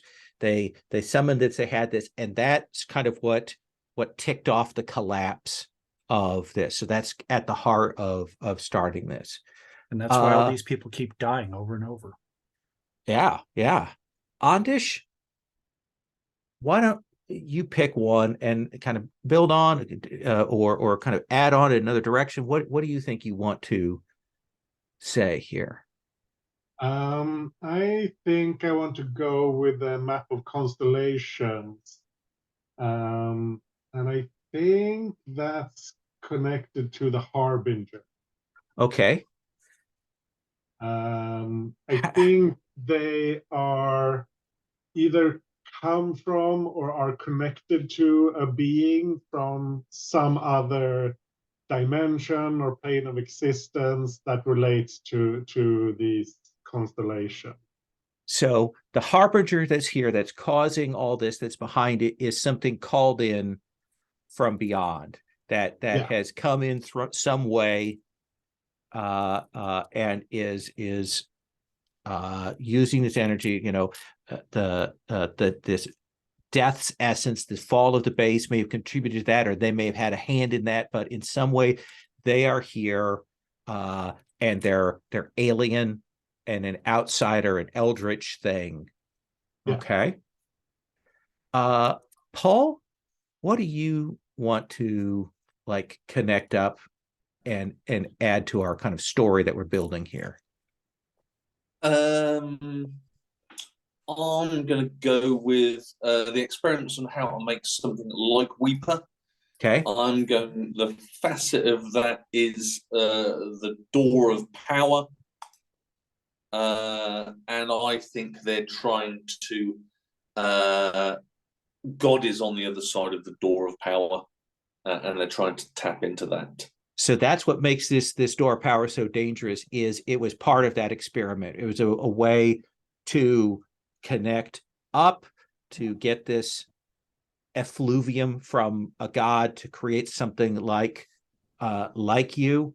Do you think that, are you imagining that that's how the Harbinger is coming through, or is the Harbinger trying to get control of that? What do you imagine the relationship is there?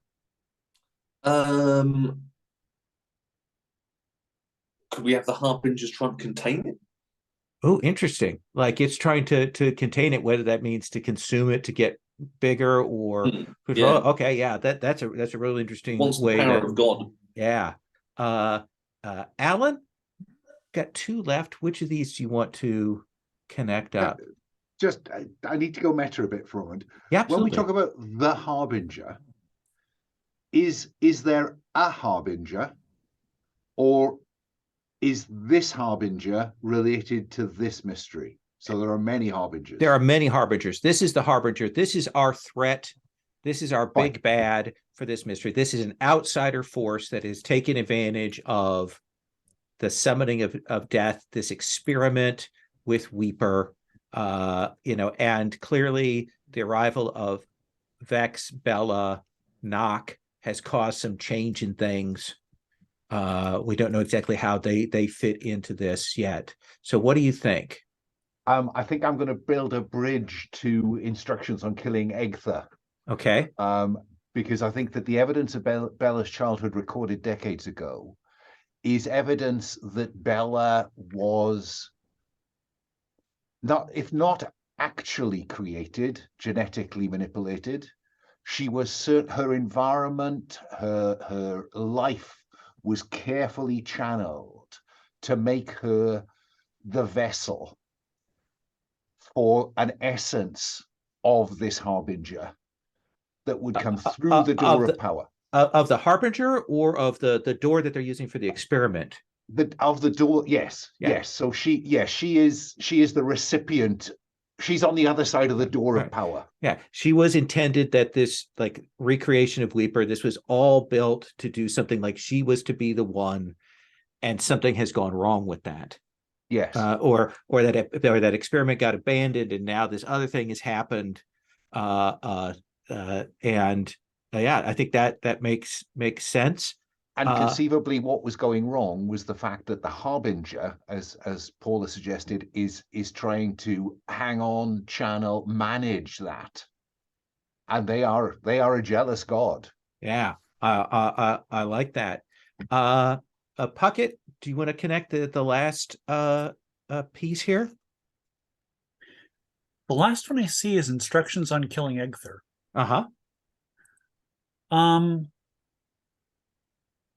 Let's see.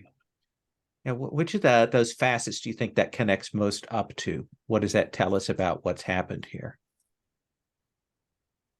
It may just reinforce something we've already established, or it can establish something new. I think that it's tied with the part of Death's essence and the abandonment of the base, in that something went sideways.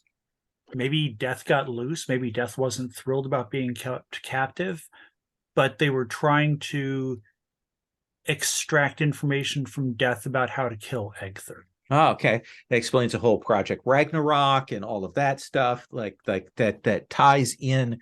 We see the hubris at the start of this that caused the problem. So we've connected all of those together. That gives us a picture. We know that Bella, Vex, these people got called here.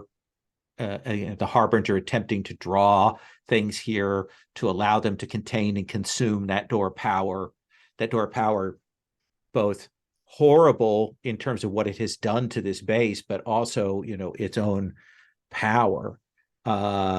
So that's our working hypothesis. That's our working theory. Our difficulty is just 2.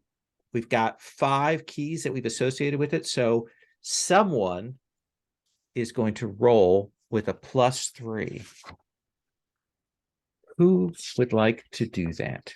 Well, given that Lissa found the most keys, I'd like to hand the responsibility to Puckett. And here I was thinking it should be Suriel taking responsibility for everything and assuming control. Great. So Puckett, roll yes or plus- yes or no. You can say yes or pass. I'll do it. Okay. Somebody has to. So go ahead and roll with a +3. This is not affected by darkness tokens, bonds, or any other move.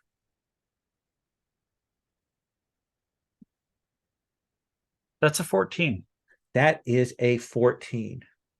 I think that we see the four of you talking about this, and I think that there is a cry from Mr. Knock, who is a shadow itself and is connected to Bella, and we felt that push that of the door trying to fix things here, but it's been fighting against you all, but also fighting against the Harbinger.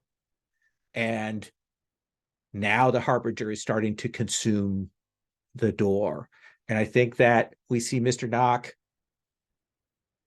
stretch himself thin to try and provide you a doorway, a way to step through to where the Harbinger and the door is, like tearing himself thin to give you that passage.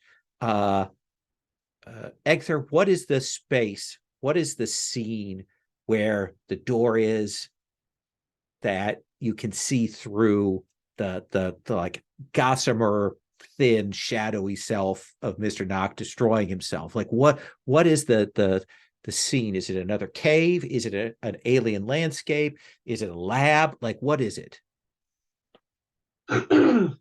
I think, is this what we see of the door, or what we see beyond the door, or? This is the place where the final conflict is going to happen. This Okay, is the okay. like where we're going to, and I'm going to ask somebody what the Harbinger looks like in a second, since we don't know yet. Yeah. I think we see this. I think we see the door, and it is like square in the shape of a door, but it is clearly a doorway to a strange alien world, and that alien world has started to spill over into this area here. Yeah. So it's a big lab that has started to transform into something strange and alien. Yeah, we've said that the door is open. We've established that. We can see some of those stars, those constellations beyond it, which tells us that's an alien place. I don't know who else we see there, if Vela or Vex or not. We'll figure that out in a second. But we see the Harbinger now, this thing from the outside, called here by the crack of death, wanting to swallow this door so it can swallow God. Weeper, what does that look like? Like, what is the Harbinger here, this outsider? What do we see on screen? I think it looks like a demon or a devil. Real classic. Yeah. How big? Who else would want to? Big, with the big wings, big horns, red. Night on Bald Mountain style outsider. This is the form that it has taken. It is reaching to try and get a hold of that door, to rip it from its foundations, to swallow that up. Suriel, what else is in the room? Who else is in the room? I'd like to tie this back to have us cut to Division, the hub at Gothenburg. Okay. Because in one of the sub-basements, Suriel doesn't have a proper job, but one of the things he does is he goes to provide, company for a broken Omen-class monster. Who is, and I think I wrote down, whatever they once were, they've become an incarnation of death during a field operation. And I call them Big D. But now we see lights going off at Division because the door is opening this spillage is happening, not just here, but also through those layers of protection and containment Okay. that contain Big D. And I'd love it if Big D turns out to be Bella.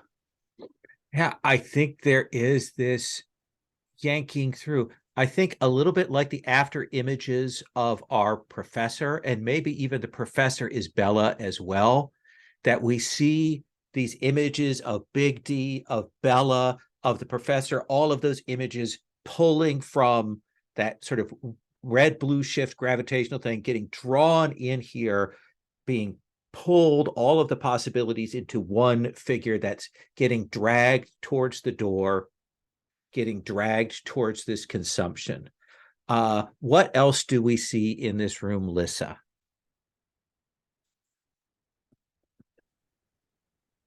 Ooh. We see fragments of souls. Hey, where are they from? And Are they from outside? Are they from the Howlers? Are they from somewhere else? there are too many fragments to really tell where they're all coming from. Obviously, some of them are from the base. Mm-hmm. That scientist that kept kind of repeating things and moving in different places. It's almost like that scientist is now in stained glass with each part of her a different color. But there's nothing holding these pieces together. They're just sort of floating. And if you touch them, they're actually razor sharp and will cut. Razor sharp fragments of soul swirling around in this matrix of energy and pulling. All right, that's our scene. That's our setup. That's our foe. Egther. The door is open. The harbinger is trying to consume. There's a lattice work of soul fragments in the air. This Bella death figure, part of this experiment, is getting dragged towards it. What do you do? I'm going to raise my hammer and charge it. And what's your intent? What is it you want to do? Do you want to strike the harbinger? Do you want to shut the Yeah. door? Do you want to rescue Bella? Do you want to do something else? Like, what is it trying? I want to push the harbinger back through the door. Okay.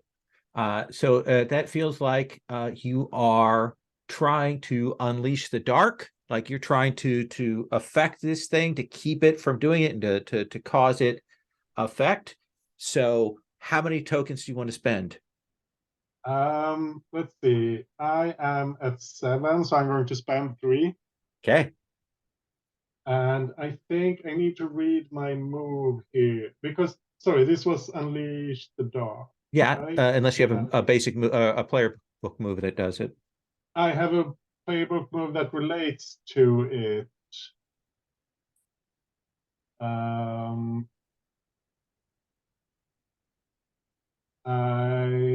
don't. I'm Reshape reading. by despair. Yeah. Okay. When you choose to unleash the dark, you may describe how your form changes through violence and beauty, causing those around you to despair. When you do, you may choose from the following options. Okay. So tell me how you change, then let's roll, and then we'll check our choices. Yeah. And this is Egther truly taking his giant form. Now he is like 20 feet tall, swinging the giant hammer, and his body is more monstrous and inhuman, and his face is distorted into a monstrous form as well. Perfect. So you're rolling with +3? Yeah. That's a 6. That is a 6. Do you want to let's- burn a bond or two? I want to see what the 6 means first on Unleash the Dark. I've greatly underestimated them capable of this. I'm fine with taking that. Yeah. Absolutely. Egther, you draw out this hammer and you throw yourself at this thing, and the harbinger, this hungry thing that's trying to eat this door to God, bites you. What does it bite off? What do you lose? Oh, that's good. I'm.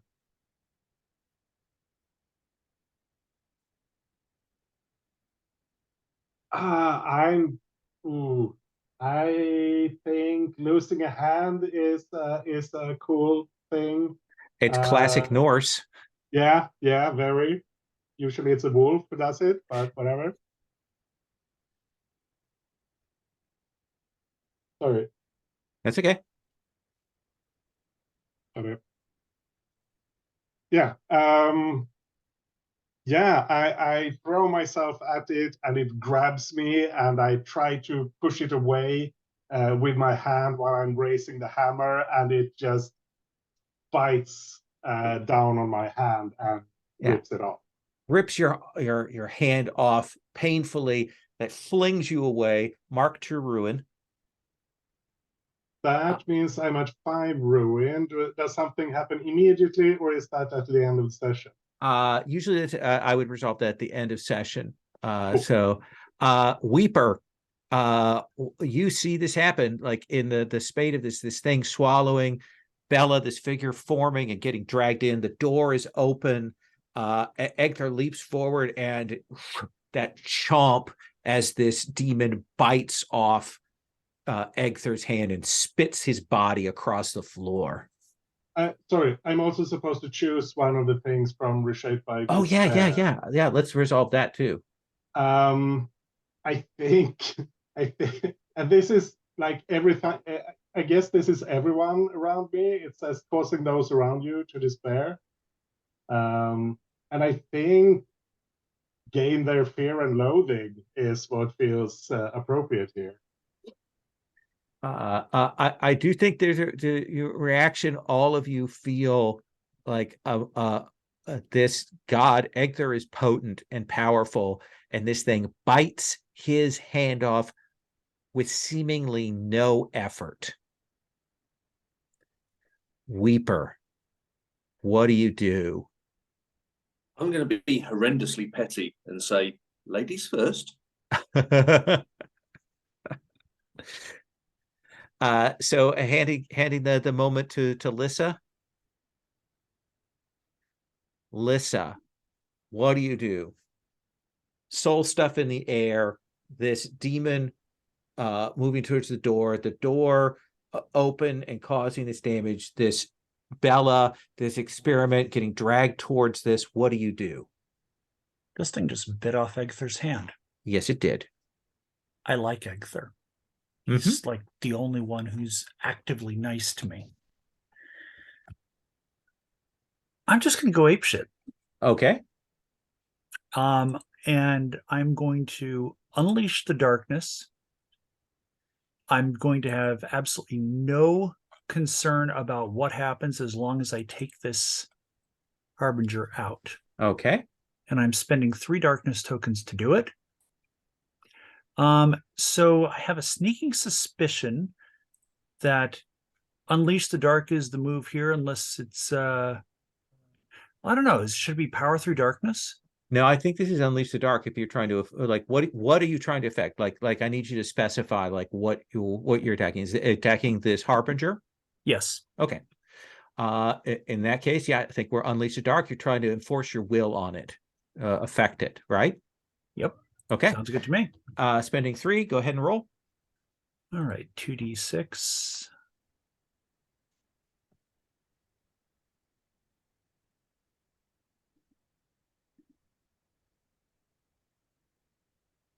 That's a 9.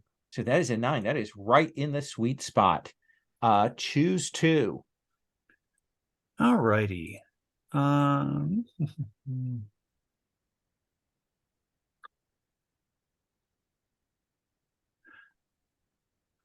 want to get what I want from them. Which is? I want them shut down. I want them incapacitated. So that more feels like gain the upper hand, right?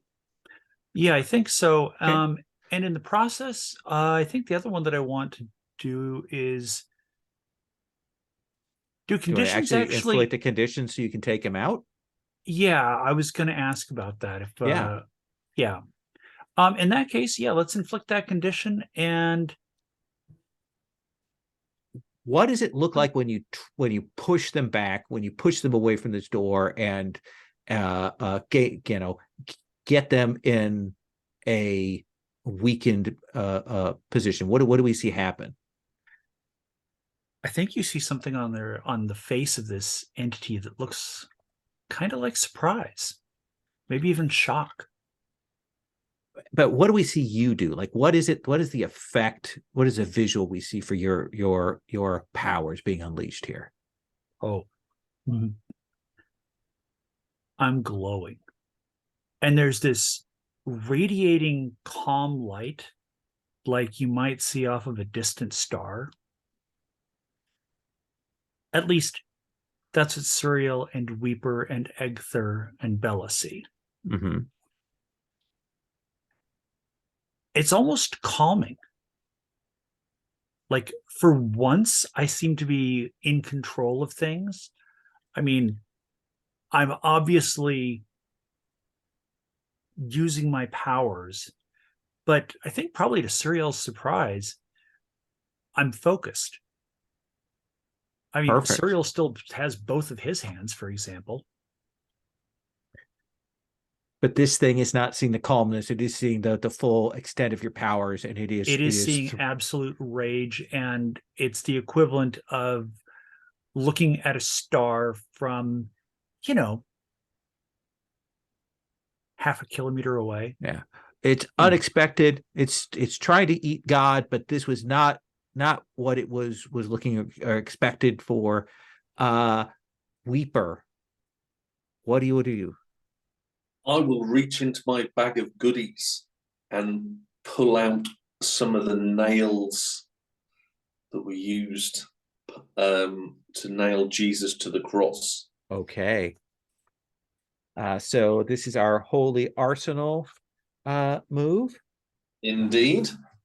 So let me take a look at that again. How many points do you want to spend on this? I think this is not the top relics. I think this is a number 2 on the relic list. Absolutely. The So spear is probably number 3. yeah, go ahead and spend those tokens and make that roll. We see what it is. And 6, 7. Maybe I should have gone with. Do you want to spend a bond to bump it to the 8? Yes. Well, they are related to God, so I think the bond I shall spend will be in relation to the what the darkness demands of you. Okay. So I think this is I think you've established this divine rollability of 2. So you gain 1 bond to that entity, and then what are the 2 effects that you want? Am I looking in the right area? No, not the Forbidden Archives. That's totally wrong. Subcontract. Holy Arsenal. Here we go. 8 to 10, 2. Well, they're nails. They were used to nail Jesus to the cross. So let's go straight for bind the target. Yeah. You have the upper hand from Lissa. It reaches back, and then do you throw them, or do they just appear? Like, what do we see happen there? Yeah, let's throw them. So I throw them quite weakly, but they gain speed very, very quickly. And one giant hand thrown back, smashed into one of these walls. It's trying to pull it off. Second one pins it. What's the other effect you want to have happen there? I think create a temporary divine weapon of God. Okay. And hand it to a fallen god. So gain a bond with Suriel. Suriel Weeper hands you, what does it look like when you hand it to Suriel, Weeper? I think one of the nails has transformed into a large spike, a gift from the true God. Which is all the reason Suriel needs not to use it. Instead, everyone's focused on the Harbinger. The Harbinger is after the door. The door comprises Bella and her shadow. So all we need to do is to convince Bella and her shadow that this isn't happening, that they're safe, that they're calm. So I think what I'm going to try to do is I'm going to use my Call Me Master. I want to try to mesmerize Bella stroke Professor stroke their shadow knock. And I'd like to have us kind of cut to what appears to be my normal visit to see Big D. Okay. In the sub-basements of Division. And we're having a conversation. I'm saying, are you sensing what's going on out there? I'm almost talking to the subconscious of Big D, of Bella. And what Big D has always lacked is company. But now the Professor, Bella, their shadow knock are in the same place and time. And so I want to influence the door. So the Bella and the door are two different things, but I think you can get Bella as a key to what's going on out of this with this. That seems fair. Because I talked about Bella being or planned to be the embodiment of this power. And if we can isolate that power, then there's nothing for the Harbinger to have. Let's have you roll. What do you want to spend those tokens on? I think that this is Call Me Master. Okay. There's nothing. Sure. How many points do you want to spend? I want to spend 3. Okay. Everything is well with the world. This is all a really bad dream, D. 2d6 plus 3. Oh, that is a 2 plus 3 is 5. I am going to spend the bond with Egtha because I've seen Egtha try brute force. Okay. Fail. That's 6. Lissa. Because no, I'm not going to spend the bond with Lissa. I'm going to spend the one with, oh no, I can't do that. They're not there. I have to spend the bond with Lissa. And again, it's just demonstrating to Lissa that there are other ways to do things. That takes you to 7. And on a 7 minus. You're not quite there, my friend. I'm not quite there. Oh, I know. Can I not call on an angel? Because if this is the power of God, can I not cash in my bond with Goramel? Sure. Or not? It's up to you. But I think in that case, you have to pick up that nail. Oh. Okay, I pick up the nail. Weeper's day is made. Damn. Because that's kind of godly angels, isn't it? Okay, well that gets me to 8. And I think there'll be that crackle as you pull the psyche of Big D, of Bella, of all of this back together here. And there will be a slamming sound as that door is shut. Egther, hand missing. How do you finish off this hand-biting demon? Oh, this is not a rolled thing. I think we're at that position where, like between what Weeper did and what Lissa did, even with blood pumping out of your hand. I think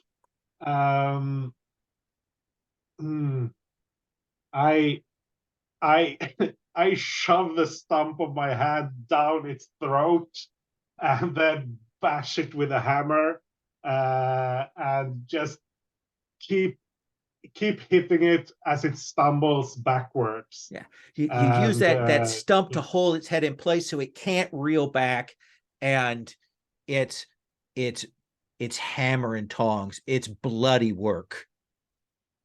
But I think there's the sound of thunder as you bring that last strike down, and it just gives way, and all of this cracks. And I think that's the moment as this thing is thrown back to where it came from, and the door is shut, and you can feel all of those loops that have enveloped this facility close at the same time.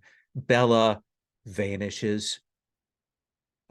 We can hear the screams as the howlers stop. They've been in the background the whole time, and they're gone.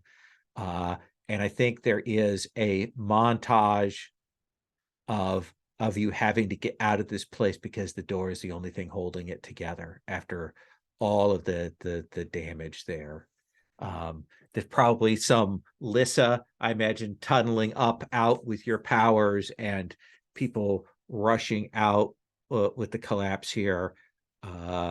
You get out into the kind of the light rain outside. Goramel, sodden, out there in that, he didn't bring an umbrella, trying to vape desperately, even as we see the division chopper coming down in the background. Let's do our end of session check-ins, and then we'll do stars and wishes. We'll take up next time with the sort of the decompression fallout from this, the return to base, the life back at division, the briefing, all of that stuff, and setting up and starting that next mystery. So end of session. Puckett, it definitely felt like you did your collateral damage, right? Yeah. Okay, so mark an XP for that. Did you express your monstrous nature and or your humanity? I believe I did. Okay. Did you learn something significant about yourself and or your impending ruin? That's a heck of a good question. I think so. Okay. What did you learn?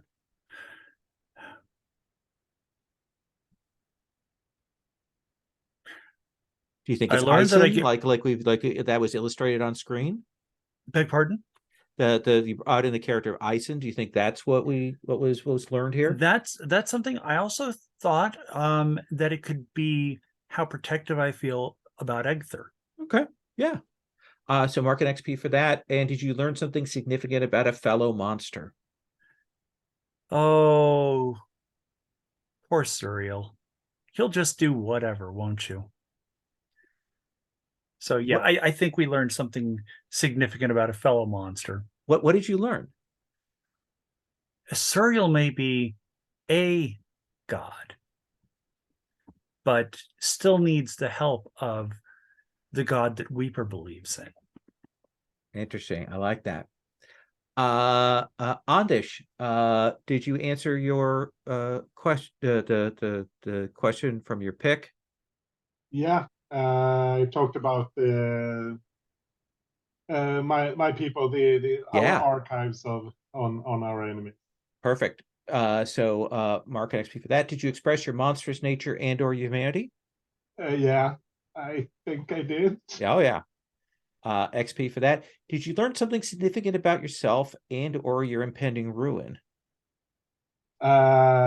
Yes, I learned something of the depths of my own rage. I like it. XP for that. And did you learn something significant about a fellow monster? Yeah, I feel like I learned a lot about. I learned about all of them, but specifically here at the end, Weeper and Suriel's, their kind of mutual arrogance Competition. Yeah. and dependence. Yeah. Different kinds of arrogance. Interesting. Yeah. So mark an XP for that. Paul, Did you answer your question from your character keep playbook? Yeah, I think I found a willing victim to sate my hunger. Yep. Did you express your monstrous nature and or your humanity? I don't think the monstrous nature. I definitely. I think I lent a lot more into humanity. Really, you don't think the putting the worms in the victim and drawing Well, it back with your monstrous nature? yeah, We hit fair both. So Okay. one XP for that. Yeah. Did you learn something significant about yourself and or your impending ruin? Yeah, I think that they were trying to create other weepers. That may be the end of this weeper.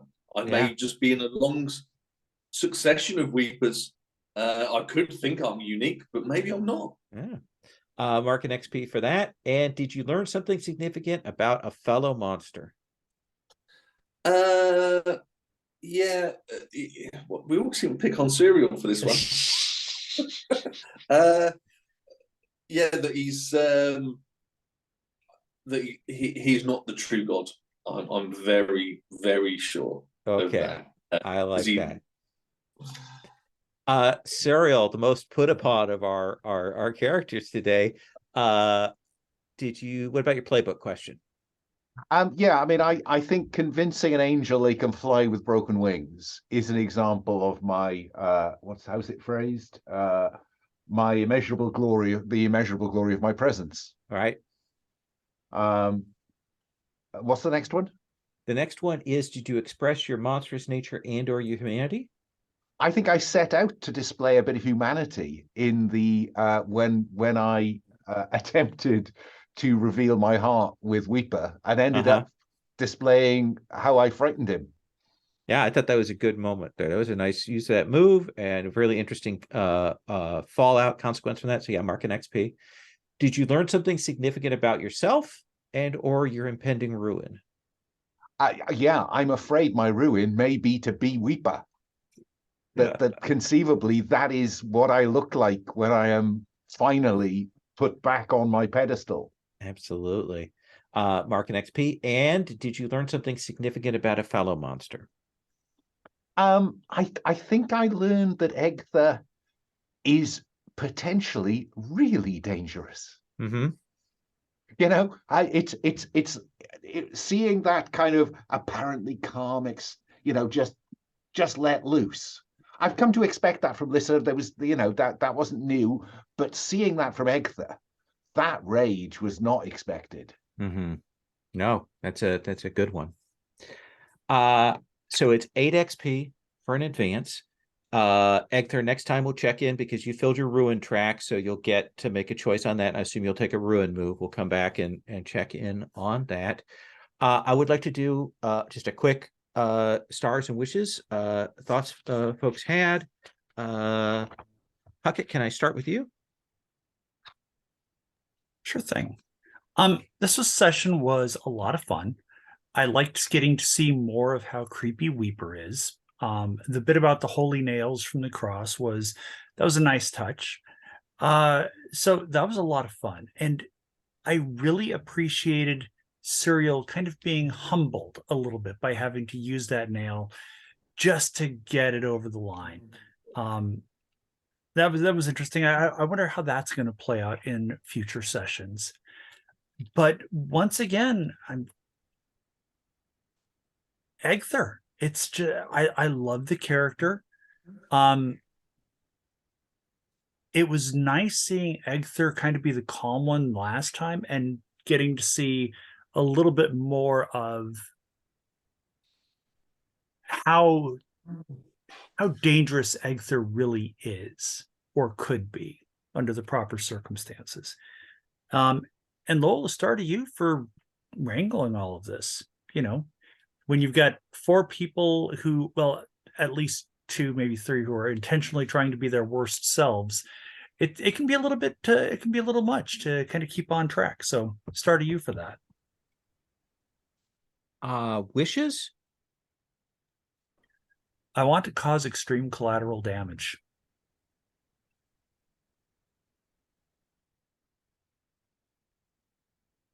Funny, I think that was the same wish as last time, but yeah, I will make a note of that, see what we can do to give you that opportunity. Ondish. Yeah.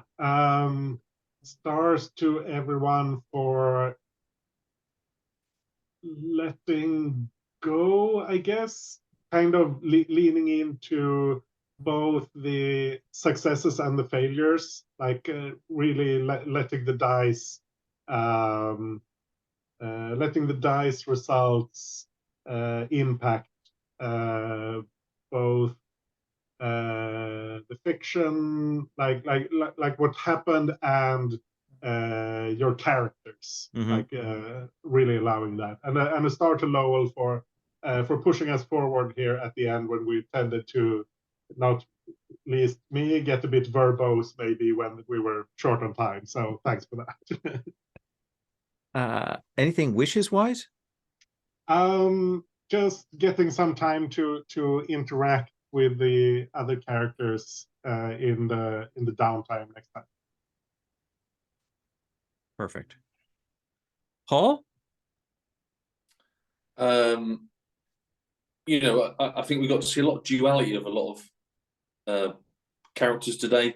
So, you know, stars to the players there for bringing that out of all their characters. You know, I think it could have gone worse, Lissa, with the destruction. So actually, I think it was quite restrained in places. That was nice to see.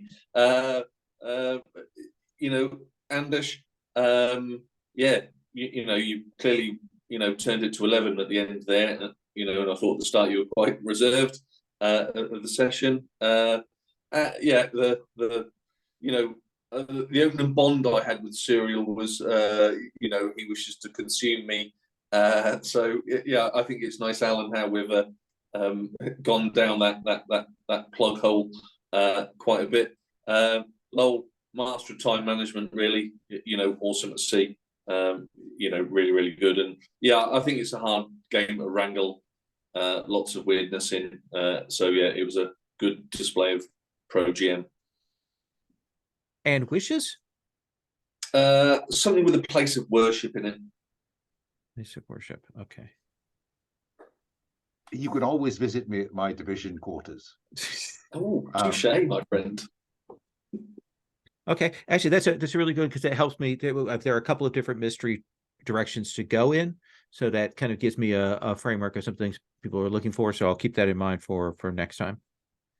I'll Alan. keep mine short. Yeah. I think stars all around. I think we saw people bedding in the characters this time. I think last time it was very just feeling our way. This time it felt like people began to explore the characters and the mechanics, to be honest. And the star to you, Lowell, is for, you know, helping us, those of us unfamiliar with some of these concepts, helping us understand what the shape of play was and where we were aiming to get. Because I think we could otherwise have just stumbled about being nasty to one another for another couple of hours. So that was neatly done, and I think, you know, subtly done, not heavy-handed at all. Wishes, yeah, I think it would be good to see us interacting in a more domestic situation. Okay, more domestic place of worship. Okay. All right, that gives me good things to think about. Thank you all. I appreciate that. I would like to post a video if everybody is still cool with that. Okay. So I'm going to stop the recording. Thank you all. I'm very glad to finish up this mystery. It was really interesting for me, and I actually thought that that was real fun. I had a really good time running the resolution there, figuring out what the mystery was, and I thought you guys came up with great stuff. So awesome. I will talk with everybody later. See y'all next week.